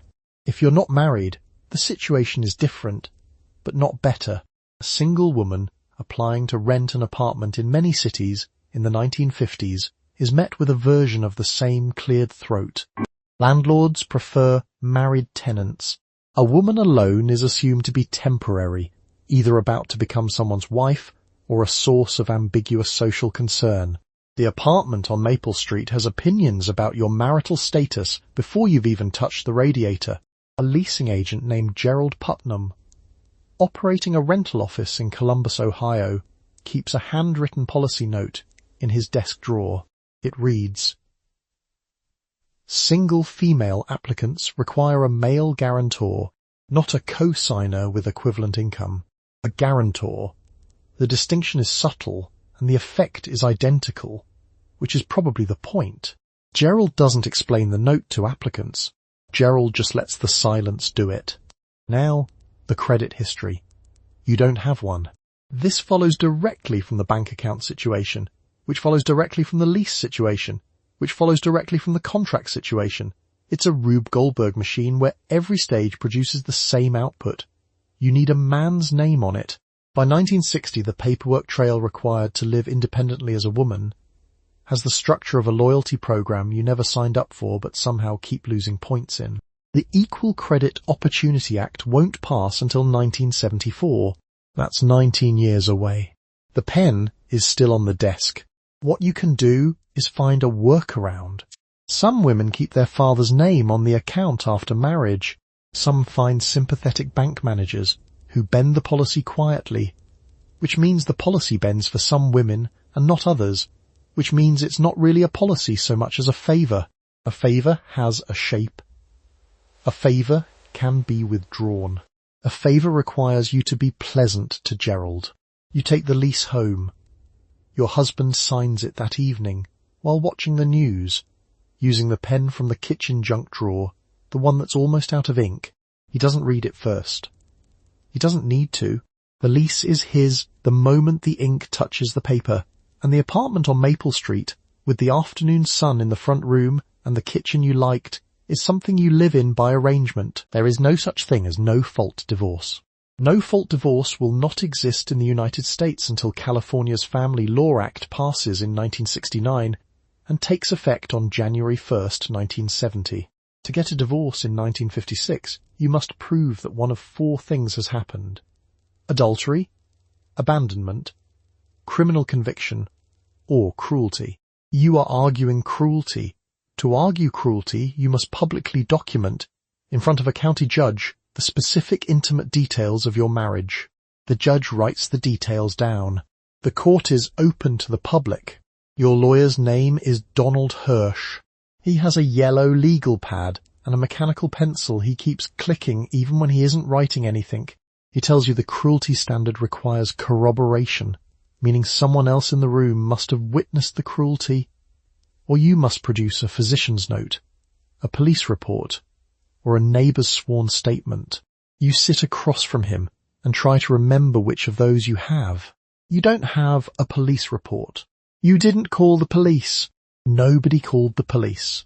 The neighbour is Mrs. Aldrich. She heard things through the wall between your kitchens. She's willing to testify. She's also simultaneously terrified and slightly thrilled, the way people are when they've been asked to appear in a situation they've been imagining from the other side of the drywall for 3 years. The hearing takes 45 minutes. You describe 6 incidents. Donald Hirsch clicks his pencil. The judge, a man named Clarence Vogt, writes with a fountain pen and doesn't look up from the paper while you're speaking, which is either merciful or the opposite. Mrs. Aldrich takes the stand and describes a sound she heard on a Tuesday in March. She uses the word thump. She uses it 3 times. The court reporter types everything. The transcript exists now. It's a public document. Anyone can request it. The transcript is filed at the courthouse on Friday afternoon. Donald Hurt's secretary types the index. The index goes into a green binder. The binder goes onto a shelf in the second-floor records room. The shelf holds 11 binders from 1956 already. Mrs. Yancey from the next street is in binder 7. The county clerk's name is Mr. Kowalski. Mr. Kowalski drinks his coffee black. Mr. Kowalski has read every transcript on the shelf, because reading them is what he does between filings. Even if Judge Vogt grants the divorce, which he does, 6 weeks later, by mail, you leave the marriage the way you'd leave a building that's been condemned. Technically free, but carrying everything that happened inside it, and the building's address is still on your paperwork. Remarriage is possible in theory. In practice, your county is small enough that Donald Hurt's secretary knows Mrs. Aldrich's cousin, and the cousin has already told 3 people what the thump sounded like. 6 weeks after the hearing, the county sends Patricia Holland a copy of her divorce decree by certified mail. The envelope arrives on a Saturday. Her sister opens it because Patricia is at the grocery store. Her sister reads the first paragraph. Her sister reads the second paragraph. Her sister puts the decree back in the envelope and sets it on the kitchen table, face up, exactly the way she found nothing. The county doesn't have a privacy setting. Your sister doesn't get divorced. She knows a woman who did, back in 1952, and that woman moved to Indianapolis and still introduces herself using her first name only, which is the kind of solution that works until it doesn't. Your sister stays. The house is 983 square feet. She has learned to be quiet in 983 square feet in a way that would impress a professional mime. The custody hearing is scheduled for 9 a.m. on a Thursday at the county courthouse. You wear the navy blue dress because the navy blue dress is the dress your lawyer specifically requested. Your lawyer has explained the situation. Your husband's attorney has subpoenaed your medical records. Your medical records contain the words involutional melancholia, the dates of 2 ECT treatments in 1957, and the discharge summary from the state hospital. The judge will read the records. The judge will then decide who the children live with. The records don't describe what you were like before 1957.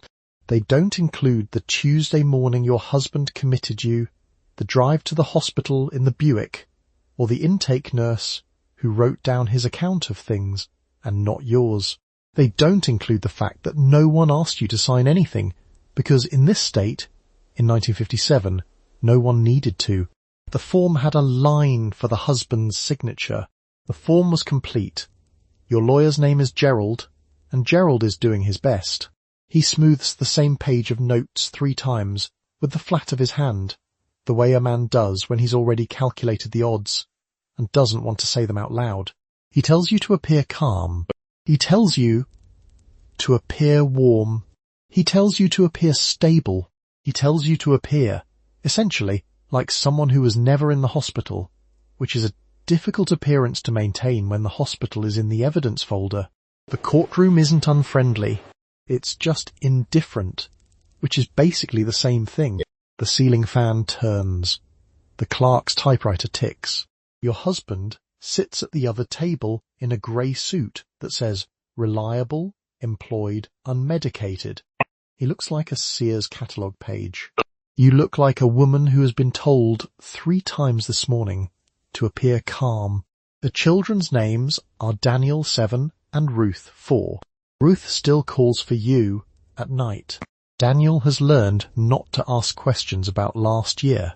Both of them are staying with your mother-in-law in Dearborn while the proceedings run, which your lawyer says could take 6 to 10 weeks, which your lawyer says in the same tone Gerald uses for everything, which is the tone of a man who's already filed the paperwork for the outcome.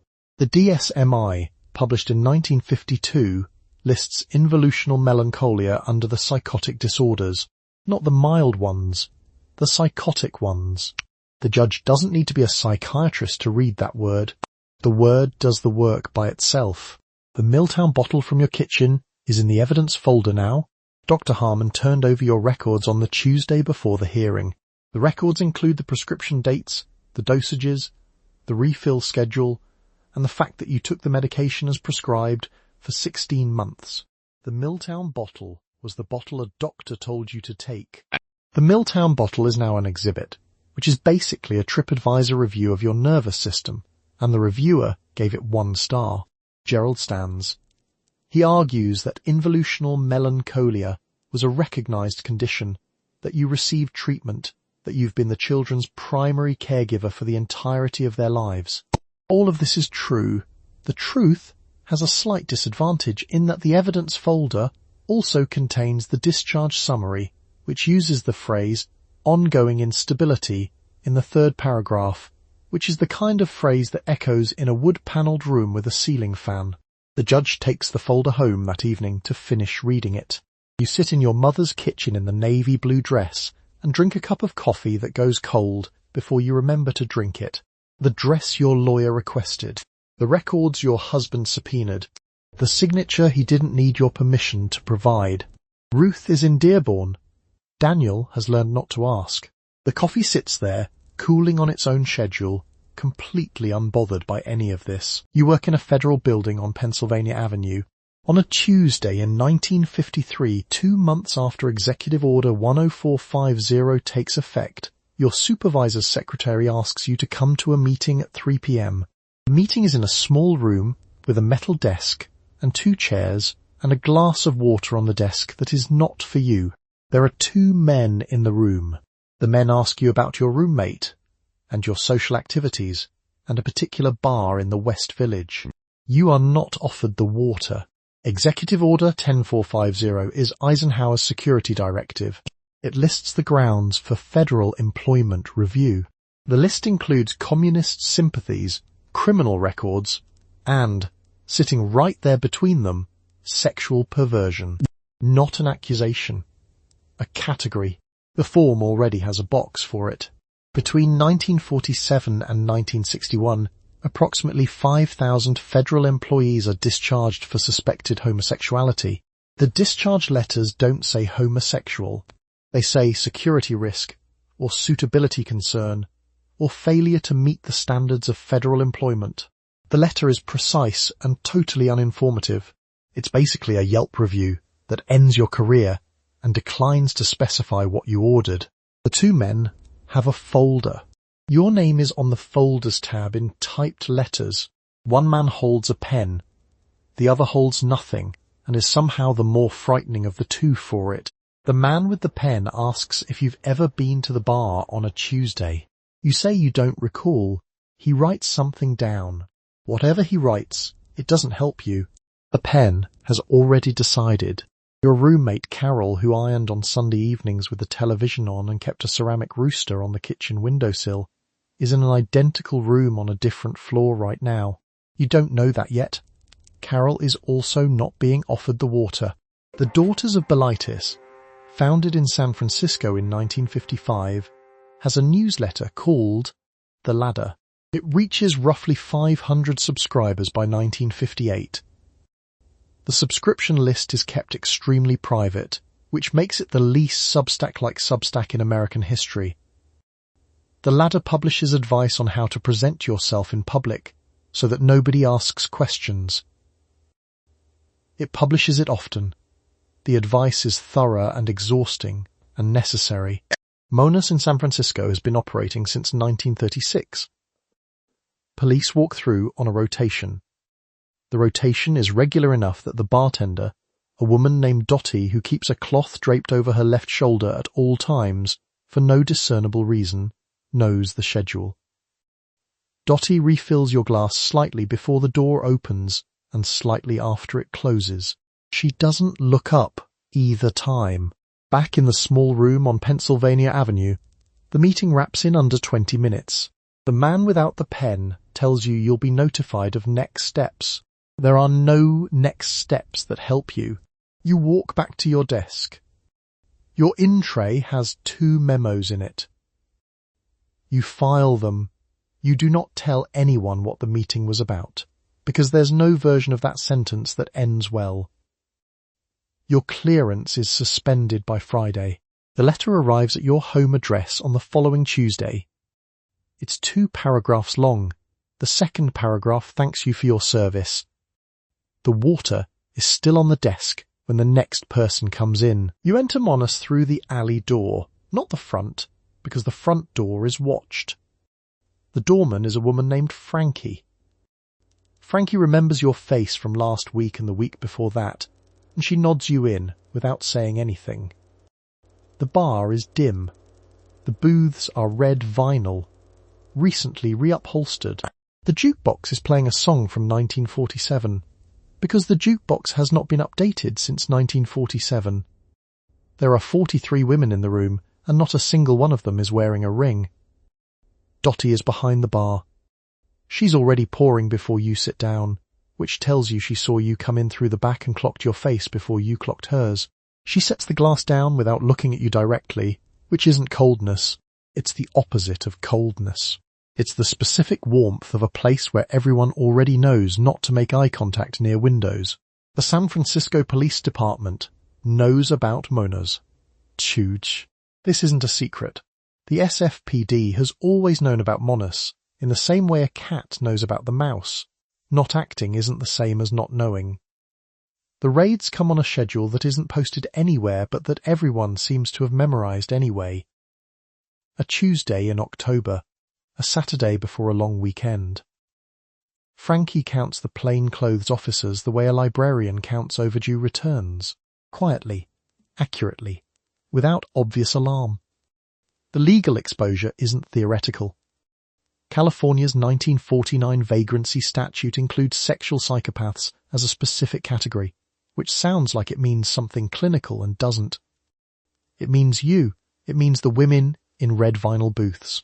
Disorderly conduct charges follow arrests like an invoice. Your name goes into a police ledger. The ledger gets shared. The ledger is basically a Yelp review for the federal government, except 1 star ends your career. A woman named Vera slides into the booth across from yours. Vera teaches elementary school in the Richmond district. She keeps her left hand flat on the table the entire time she's in here, a habit she developed so she'd remember to switch her watch back to her right wrist before she leaves. Wrong wrist leaving is how you get followed. Vera developed this system herself. Nobody taught her. The curriculum for surviving this particular decade isn't written down anywhere. Let's talk about what you're drinking. It's beer, because ordering cocktails takes longer and longer drinks mean longer stays, and longer stays mean greater exposure, which is the Mona's version of a risk-adjusted portfolio. You drink efficiently, not joylessly. Efficiently. There's a difference, and everyone here understands it. The Daughters of Bilitis meet 2 blocks from here.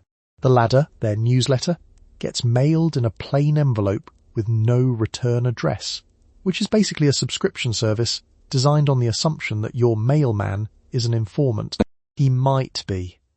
The assumption costs nothing. Frankie leans against the doorframe near the back exit and adjusts her collar. This is the signal.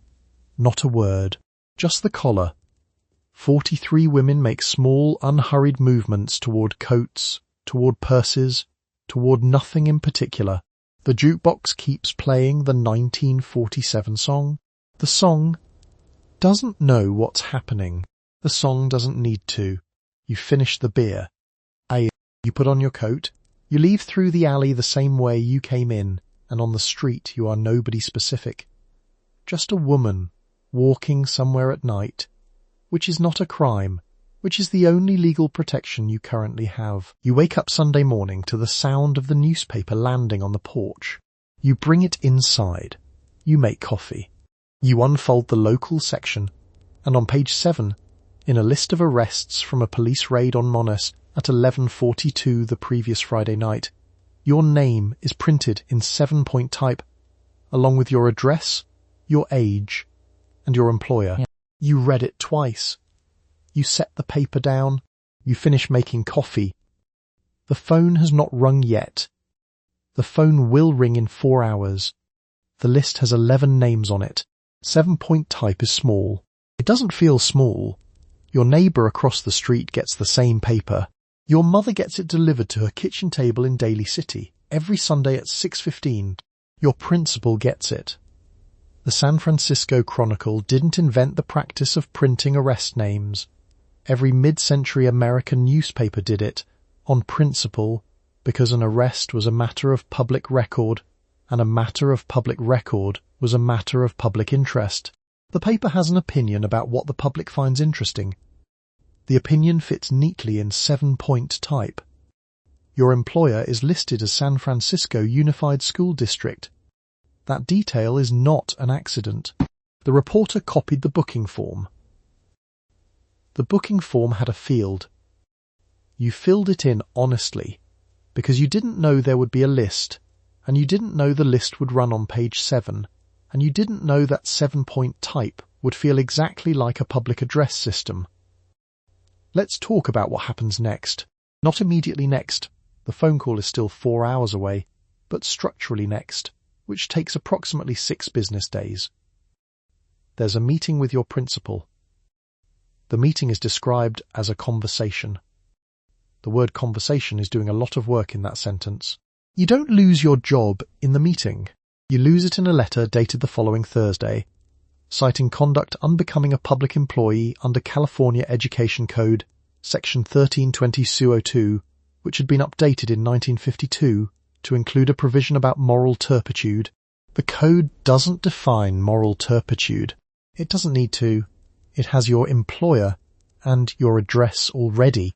Margarita Reyes, a social studies teacher from the Sunset District who was on the same list, keeps a copy of her termination letter in a shoebox under her bed for 23 years. She takes it out occasionally. She holds it. She puts it back.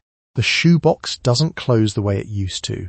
The California sexual psychopath statute that Vera knew about, the one she measured her survival against every time she checked her watch at Mona's, wasn't the only legal instrument in the room. Vagrancy law, disorderly conduct, lewd behaviour, impersonating a member of the opposite sex if you're wearing more than 3 articles of men's clothing. That last one is a real ordinance. The number 3 is in the ordinance. Someone counted. Now the question you keep returning to, standing at your kitchen counter with the coffee going cold, is whether you should call anyone before the phone rings. There's nobody to call. The Daughters of Bolitis has a newsletter, mailed in plain envelopes, with advice about exactly this situation. Keep it general, don't confirm names. Contact a lawyer if you can find one, but the newsletter arrives monthly and the last issue came Tuesday, and you read it already and put it in the trash. Because you read it already and you didn't think you'd need it again this week. The newsletter does not have a hotline. There's no hotline. It's 1959. There's a shoebox. This is where the 4 hours go. You wash the cups. You fold the newspaper closed so the local section is inside. You make the bed with hospital corners because you always make the bed with hospital corners, and stopping now would feel like something. The apartment is very clean. It has been very clean for a long time, which is the kind of detail that wouldn't mean anything to anyone except you, and possibly Vera, who also keeps a very clean apartment, and who is right now in the Richmond district, sitting very still, next to a phone that has already rung twice. You pour the cold coffee into the sink. You make a new cup. The phone rings. You arrive at your sister's house at 1 p.m. on Thanksgiving Day, unmarried at 31, which is the family's word for it. There is a chair for you at the dinner table next to the children's table. Although you are not sitting at the children's table, the seating arrangement is unspoken. The aunt who married late, at 27, sits 1 seat closer to the head of the table than you do. Your nephew asks why you don't have any kids. Your sister changes the subject before you can answer. The table looks exactly like the photograph on the back of the Swanson's packaging. Your brother-in-law has carved the turkey with the focused expression of a man completing his 1 annual domestic act. The Jell-O mould with the suspended fruit is already on the table before anyone sits down, which means it's been there since morning, trembling slightly, holding its shape through sheer Midwestern stubbornness. Nobody made it, it simply manifested. Your mother has an opinion about your hair. She doesn't say it out loud. She says it with a small noise, a nasal exhalation that contains the full sentence she's decided not to deliver. You've been receiving this editorial in compressed form since approximately 1947. The questions start around the sweet potatoes. Are you seeing anyone? Is there someone special? Are you happy at work? The last one isn't actually about work. Work is delivered in a tone that suggests work is a placeholder, the way a hotel room is a placeholder, something you occupy temporarily while you wait for the real arrangement to begin. You are 31. The median age of first marriage for American women is 20.1 years this decade. You are, statistically, a full decade behind schedule on a schedule you didn't write. Your cousin Deborah sits across from you. Deborah got married at 19 to a man who works in insurance and has the conversational range of a Frigidaire door. Deborah is currently pregnant with her third child. Deborah is, by every visible metric at this table, winning. The seating arrangement agrees. A neighbour, Mrs. Pelchak, has been invited because she's a widow, and it seemed kind. Mrs. Pelchak pats your hand during pie and says, in a voice smooth with sincerity, that you'll find someone when you stop looking. She adjusts her brooch after she says it. A small declarative gesture. Case closed. You eat your pie. The conversation turns to a woman named Patricia from the neighbourhood who got divorced this spring. The table goes denser. Your mother sets her fork down. Your sister picks hers up. Patricia's name gets handled the way Patricia's name has been handled at every Thanksgiving since the spring filing. No-fault divorce doesn't exist anywhere in the United States yet. It won't until California passes a law in 1969. Until then, every divorce has a paper trail with someone's name on it. Patricia's paper trail has Patricia's name on it. The table currently has 4 versions of what's in that paper trail and is sorting through them in the silence between the candied yams and the stuffing. You clear the plates because it gives you something to do with your hands. The kitchen smells like Crisco and canned cranberry, and the linoleum, the petroleum-scented kind, installed in roughly 90% of American homes by now, catches the light from the overhead fixture and holds it flat. You stack the dishes beside the sink. Your sister follows you in. She stands close and says, in a low voice that means she's been saving this, that their doctor mentioned something called Miltown. It's supposed to help with nerves, with that feeling of not quite settling. She says it gently, the way you'd offer someone a coat who hasn't admitted they're cold. She means well. Completely. She also means that you are diagnosably wrong and that the prescription is available. Miltown has been on the market for 2 years. 1 in 20 Americans has already taken it. You dry a dish. You leave at 4:30, before the football game ends. You drive home the long way, past the rows of identical houses, each one lit from inside, with the same warm amber glow, like a catalogue that someone forgot to close. A man from the Institute for Sex Research is in town, interviewing women in 1953, and your friend Diane has put your name on the list. The interview is in a hotel room with the door open. The questions are direct. The questions are not euphemistic. The interviewer writes your answers in shorthand on a yellow pad. He does not look up. He does not register surprise. The published report will note that 13% of American women have had what it calls a same-sex orgasmic response. You are number 4,703. The report is called Sexual Behavior in the Human Female. It sells 270,000 copies in its first 2 months, which makes it the most purchased thing in America that isn't a casserole mix or a car.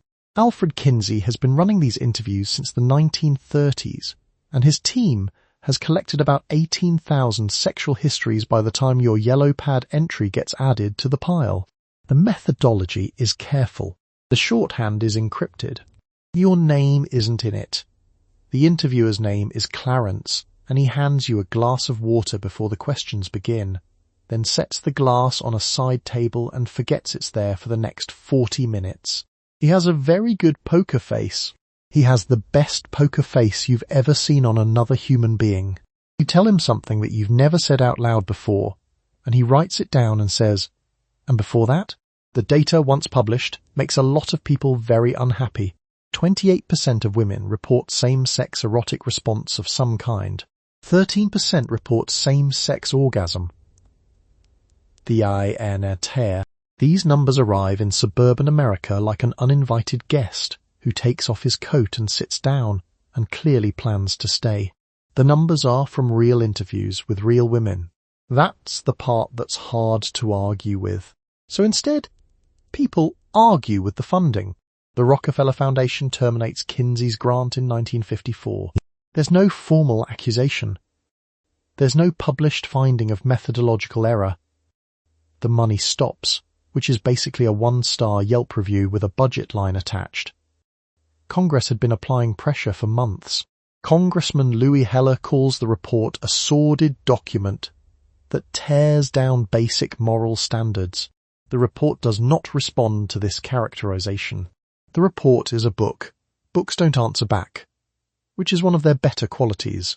Kinsey dies in 1956, 2 years after the funding ends.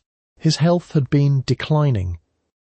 The Institute continues without him, sitting on 18,000 sexual histories in encrypted shorthand in a building in Bloomington, Indiana, which is not a city that typically comes up in conversations about radical social transformation. Back in 1953, you leave the hotel room with the door still open. You walk past the front desk, past a woman reading a magazine, past a man in a hat who's waiting for somebody. Nobody knows where you've been. Nobody knows what you said. The yellow pad is already in a briefcase.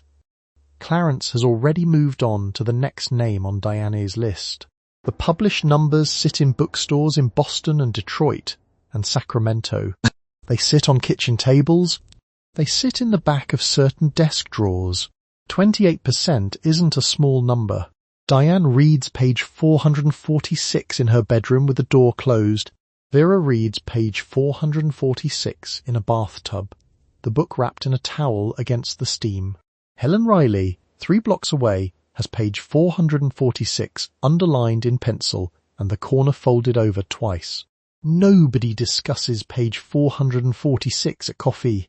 Nobody discusses page 446 at church. Page 446 is doing its work on its own. You drink the water Clarence forgot. You leave the glass on the table. Somewhere in Bloomington, Indiana, entry number 4703 dries in shorthand on a yellow page, filed in a coded index, locked in a cabinet that the Rockefeller Foundation has just decided it doesn't want to know about anymore. You arrive at the Catherine Gibbs Secretarial School at 8:45 a.m., wearing a hat, white gloves and shoes with a heel no lower than 1 inch. The dress code is enforced at the door by a woman named Miss Ainsworth, who has been the door enforcer since 1948. Miss Ainsworth checks your hat. She checks your gloves. She checks your weight on a scale beside the door, because the scale beside the door is part of the dress code. The scale is not labelled. Everyone knows what the scale is for. The Catherine Gibbs schools, there are several, in Boston, New York, Providence, and Chicago, are considered the finishing tier of professional preparation for women, not finishing in the debutante sense. Finishing in the sense that when you leave, every rough edge that might make an employer uncomfortable has been sanded down to a smooth, unremarkable surface. You learn shorthand at 120 words per minute. You learn to type without looking at your hands, which is also, not coincidentally, how you're expected to navigate most of the job. The curriculum covers correspondence, filing systems, office protocol, and the correct way to take a telephone message. It does not cover salary negotiation, because the salary is whatever the man behind the desk decides it is, and negotiating would be the kind of behaviour that gets noted in a file. A woman named Patricia Elmore sits 2 seats to your left and types faster than anyone in the room. She types faster than Miss Ainsworth.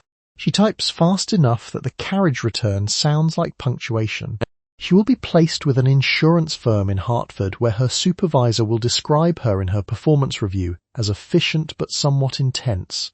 The placement rate at Catherine Gibbs is excellent, which is basically a SoulCycle membership's promise of transformation, except the cardio is filing and the transformation is learning to make yourself smaller in increments. Patricia Elmore, 2 seats to your left, will be placed at Aytonner in Hartford in 8 weeks. She'll work there for 41 years. She'll never open her own savings account because the year the bank account rule changes is the year she retires, which is 1974, and by then the habit of asking her husband to co-sign is older than her marriage. The hat is not decorative. The hat signals that you understand the terms.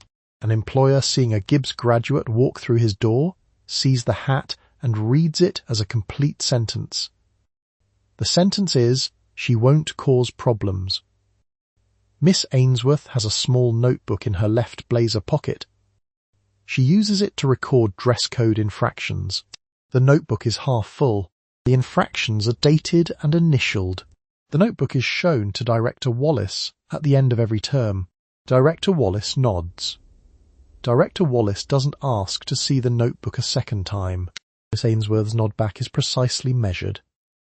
Patricia Elmore, for what it's worth, passes the scale every morning without pausing. She's already thinking about the day's dictation before she's through the door. She brings her own carbon paper, which the school doesn't require, but Miss Ainsworth has never once commented on. Miss Ainsworth, for her part, checks one last item before waving you through. Not your posture, not your seams. She checks that your gloves are clean, not white, clean. The distinction matters to her in a way she's never explained and doesn't need to. You are a black woman in 1953 and you have $4,200 saved for a down payment, which is enough for the Colonial on Maple Drive in Levittown, Pennsylvania. The house is listed at $7,990. You have an appointment with the realtor at 2 p.m. The appointment is cancelled at 1:53 p.m. by phone. The deed restriction on every house in Levittown forbids resale to a non-Caucasian buyer. The restriction has been written into the deed since 1947. The realtor does not invite you to make an offer on a different house. The $4,200 doesn't disappear. It just can't go here.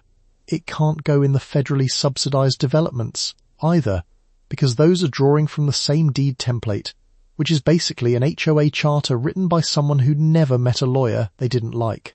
The Federal Housing Administration's underwriting guidelines actively discourage loans in racially mixed neighborhoods, so the bank isn't the last wall. It's the first one. Let's talk about what Levittown actually is. It's 17,447 houses on former potato fields in Nassau County, Long Island. Every facade matches within a narrow band of variation. The shutters are painted the same 2 colours. The lawns are the same size because the lots are the same size because William Levitt decided that sameness was the product. It's basically an IKEA showroom that someone forgot to take back down, except the showroom is also where 82,000 people live, and the return policy only applies to certain buyers. Mrs. Daisy Myers and her husband Bill do eventually move into Levittown, Pennsylvania in August 1957. The neighbours throw rocks through the window on the second night. A crowd gathers in the street. Someone parks a car outside with a Confederate flag taped to the antenna and leaves it there for 3 days, which is a very specific amount of commitment. The car sits in the sun. The flag fades a little. Nobody moves it. Mrs. Daisy Myers and her husband Bill move into 43 Deep Green Lane in Levittown, Pennsylvania in August 1957. The neighbours throw rocks through the kitchen window on the second night. The Pennsylvania State Police install themselves on the front porch the next morning. The porch is small. The officers are large. They stay for 30 days. Daisy Myers boils water for the coffee. The officers accept the coffee. The Confederate flag taped to the antenna of the Buick across the street fades from red to pink in the August sun. A woman named Henrietta Adkins, a schoolteacher from Baltimore, looks at houses in 3 separate developments in Maryland in 1954. She carries letters of reference from her principal and her minister, both of whom have written on letterhead. The third realtor accepts the letters with two hands, sets them on his desk, and explains that his listings are not available at this time. The letters stay on his desk. He doesn't hand them back. You can own property in the black neighborhoods inside the city limits, of course. The city limits are also where the school funding is lowest, where the highway came through in 1951 and took the grocery store, and where the factory that was hiring last year has now moved to the county line. The county line is in Levittown. You don't live in Levittown. The $4,200 sits in the account your husband co-signed. The account requires his signature because you're married. The house on Maple Drive requires a deed that excludes you because you're black. Both facts arrive in the same week, in the same country, in a year when the post-war economic boom is being described in national magazines as the best time in American history to be alive. The magazines have photographs. The photographs are very well lit. You live in Pratt, Kansas. The town has a population of 7,184. There is one Methodist church, one Baptist church, one Catholic church, and one telephone exchange, run by a woman named Velma, who has been the operator since 1939. Velma knows when you call your sister in Wichita. Velma knows when you call the doctor in Wichita. Velma does not say anything to anyone, but Velma's daughter goes to the same hairdresser as your husband's mother, and the hairdresser is also where Velma goes on Tuesdays. The hairdresser's name is Marvan. Marvanine doesn't gossip. She processes information. Shell set your neighbour's pin curls and listen to something, and by the time your neighbour is under the dryer, the something has been quietly filed and cross-referenced with everything else Marvine already knows about everybody's business in a 4-block radius. It's less like a salon and more like a Google Maps with opinions, except the data is personal and it never forgets. You haven't done anything wrong. That's not the point. The point is that you stayed on the phone with your sister for 47 minutes last Thursday, and the call was placed at 2 in the afternoon on a weekday, when a woman is supposed to be managing something. A casserole. A child. A floor. 47 minutes is a deviation from schedule, and deviations get noted the way a ledger notes an irregular entry, quietly, without comment, but noted. The town doesn't have a formal mechanism for this. There's no committee, no posted rules. A woman named Barb Schroeder on Elm Street keeps her blinds cracked at an angle that covers the full arc of the east sidewalk, and she's maintained that angle since 1951, without anyone asking her to. It just developed, the way things do. Dorothy Pinchot, 3 doors down, wanted to take a bookkeeping course at the Technical College in Hutchinson. Dorothy bought a notebook and 3 pencils. Dorothy practiced double entry on the kitchen table for 2 evenings. On the 3rd evening, her husband came home, and the notebook was on the counter, and her husband picked it up and read the first page and asked, quietly, what she was planning to do with this. Dorothy didn't answer. Dorothy put the notebook on the bookshelf behind the encyclopedia. Dorothy made dinner.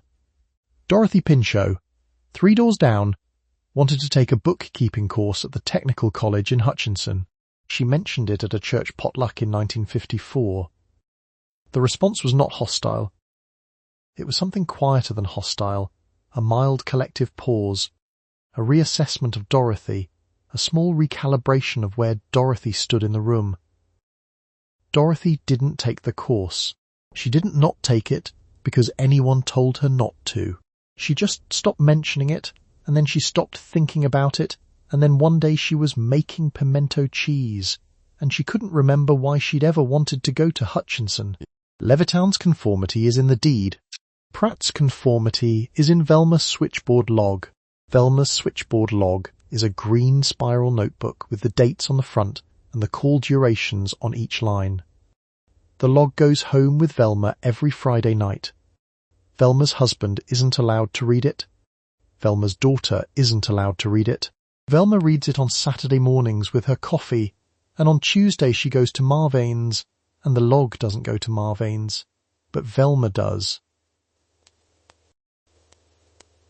Meanwhile, 36 million tranquilizer prescriptions are being written annually across the country by 1956, and the overwhelming majority are going to women. The doctor in Hutchinson has a pad. He uses it. The prescription is for nerves, which is the medical term for wanting something you're not supposed to want in a town where the phone operator has been on shift since 1939. Dorothy is fine. That's what everyone says. Dorothy is perfectly fine. A man named Ernest Dichter has been hired by General Mills to find out why housewives are not buying enough Betty Crocker cake mix. He arrives at your kitchen at 10:30 a.m. with a small notebook and a tape recorder, which he places on the counter. He asks you about your earliest memory of baking. He asks you what your husband says about your cakes. He asks you whether you feel like a real wife when the cake is, technically, not yours. The interview lasts 2 hours and 12 minutes. Dichter isn't a baker. He's a Viennese-trained psychologist who applies Freudian analysis to consumer products, which is either visionary or a sign that the post-war economy has developed opinions about your egg beater. His firm, the Institute for Motivational Research, charges companies like General Mills, Procter & Gamble, and Chrysler to explain why you buy what you buy. His answer is almost always the same. You're anxious. You're guilty. You want to feel creative without the risk of failure. The product is the solution. The solution costs 47 cents. The problem with the original Betty Crocker mix, Dichter concludes, is that it does too much. Everything's in the box. Eggs, milk, fat, chemistry. You add water and stir, and 28 minutes later there's a cake, and somewhere in the achievement you feel nothing at all. Like someone handed you a trophy for watching TV. His recommendation: remove the powdered egg. Make the customer add a real egg. One single egg, cracked by human hands into a bowl, so you can feel you made something. General Mills does exactly this. Sales improve. Dichter calls this giving the housewife a sense of participation. The egg is the participation. The egg gets cracked into the bowl. The egg disappears into the batter. The cake comes out of the oven. The cake is good. The cake is not yours. He's basically running a beta test on your self-esteem, which puts him about 60 years ahead of every app currently sending you achievement badges for drinking water. A woman named Ruth sits across the counter from Dichter's tape recorder, twisting a dish towel in her hands. She's 31. She used to work in accounts receivable at a dry goods company before the war ended, and the position was reassigned to a returning veteran, which is a polite way of saying it was taken. She bakes on Tuesdays and Thursdays. She describes her mother's kitchen. She says she worries her cakes are dry. She does not say what else she worries about, and the tape recorder doesn't ask. Ditter's other clients get similar treatment. Prunes are unpopular. It's fear of aging, he says. Men won't buy convertibles. They're having symbolic affairs, he says. The convertible is the mistress. The sedan is the wife. Chrysler takes notes. The convertible gets a longer hood. J. Walter Thompson takes Dichter's report and runs it through 3 campaigns by the end of 1955. Procter & Gamble runs 4. The Pillsbury campaign with the egg requirement runs in 17 magazines simultaneously, including Ladies' Home Journal, McCall's, and Good Housekeeping. By Tuesday morning, Ruth's neighbour has read the same ad as Ruth, and Ruth's mother has read it, and Ruth's sister in Akron has read it, and the ad is now sitting in the kitchens of approximately 3 million American women whose hands are about to crack 1 egg into a bowl. The notebook goes back into Dichter's briefcase. The tape recorder clicks off. He thanks you for your time, which he genuinely means, because you've just told him exactly how to sell you something you didn't know you were missing. Ruth refills the percolator and watches him back out of the driveway. The cake is cooling on the counter. It smells good. She doesn't touch it. A small mimeographed newsletter called The Ladder arrives in your mailbox in October 1956. The return address is a P.O. Box in San Francisco. There is no name on the envelope. The newsletter is 12 pages, stapled twice along the spine, and printed on paper that smells faintly of carbon. Inside is an editorial, 3 short essays, 2 book reviews, and a list of PO boxes for women in other cities who would like correspondence. You read it standing in the kitchen, with the front door still open. The Daughters of Bilitis founded the newsletter in 1956, the first lesbian publication in American history. The name is from an obscure 19th century erotic poem most readers haven't read. Phyllis Lyon and Del Martin chose the name because it wouldn't mean anything to a postal inspector. The masthead lists no editor. The return address is a P.O. box. The P.O. box is paid for in cash, every quarter, by a member of the San Francisco chapter walking it to the post office in person. The DSM-I has been on clinic shelves for 4 years by the time your copy arrives. It classifies you as a sociopathic personality disturbance. Not a criminal, not quite, just a disturbance. The word has the texture of something a neighbor would say about a dog. Eisenhower's Executive Order 10450 has been operating since 1953, and somewhere between 1947 and 1961, approximately 5,000 federal employees lose their jobs for suspected homosexuality. The purge doesn't require a conviction. Suspicion is the paperwork. Monos in San Francisco has been running since the 1930s, a bar where women who dressed like women, who dressed like men, could drink without immediate arrest, which in this decade is basically a TripAdvisor 5-star rating for safety. The police still arrive periodically. The rules require you to be wearing at least 3 items of gender-appropriate clothing, a standard that has the philosophical rigor of a parking ticket and the enforcement record of something much worse. A woman named Phyllis Lyon keeps her jacket buttoned. She doesn't look up when the door opens. The ladder costs nothing to subscribe to, which is important, because a married woman in most states can't open a bank account in her own name without her husband's signature, which is basically a Venmo where every transaction requires someone else's thumbprint, except the someone else also controls your medical decisions, your lease, and your legal right to stay out of a hospital.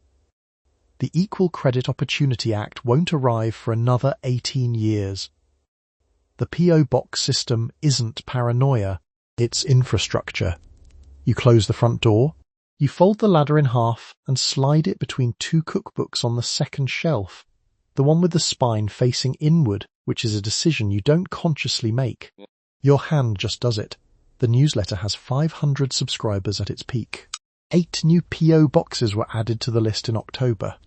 11 the month before. The list is typed on 3 sheets of carbon paper, stapled twice, mailed in a plain envelope from a P.O. box in San Francisco to a P.O. box in Cleveland, where a woman named Helen has been waiting for it since the previous list arrived, and so the casserole is cooling. The linoleum is clean and faintly smug about it. The Miltown bottle is back behind the Crisco. The lawn outside is in diagonal stripes because diagonal stripes are correct. You signed a lease you weren't allowed to sign. You took a pill from a brown bottle a man gave you on a Wednesday. You sat at a Catherine Gibbs typewriter in your hat and your gloves and your carefully maintained weight. You waited a long time for a law that wouldn't pass until 1974. But behind all of it, behind the wards, behind the waiting rooms, behind the bars with blacked-out windows, were women whose names the record didn't keep. Women who carried the trays. Women who held Margaret Starchevsky's hand in a corridor that smelled like phenol. Women who folded paper napkins into swans and didn't stand when the doctor entered. They were always there. They are still there. Now let the day fade. Settle deeper into your pillow. Let your jaw soften. Let your shoulders drop.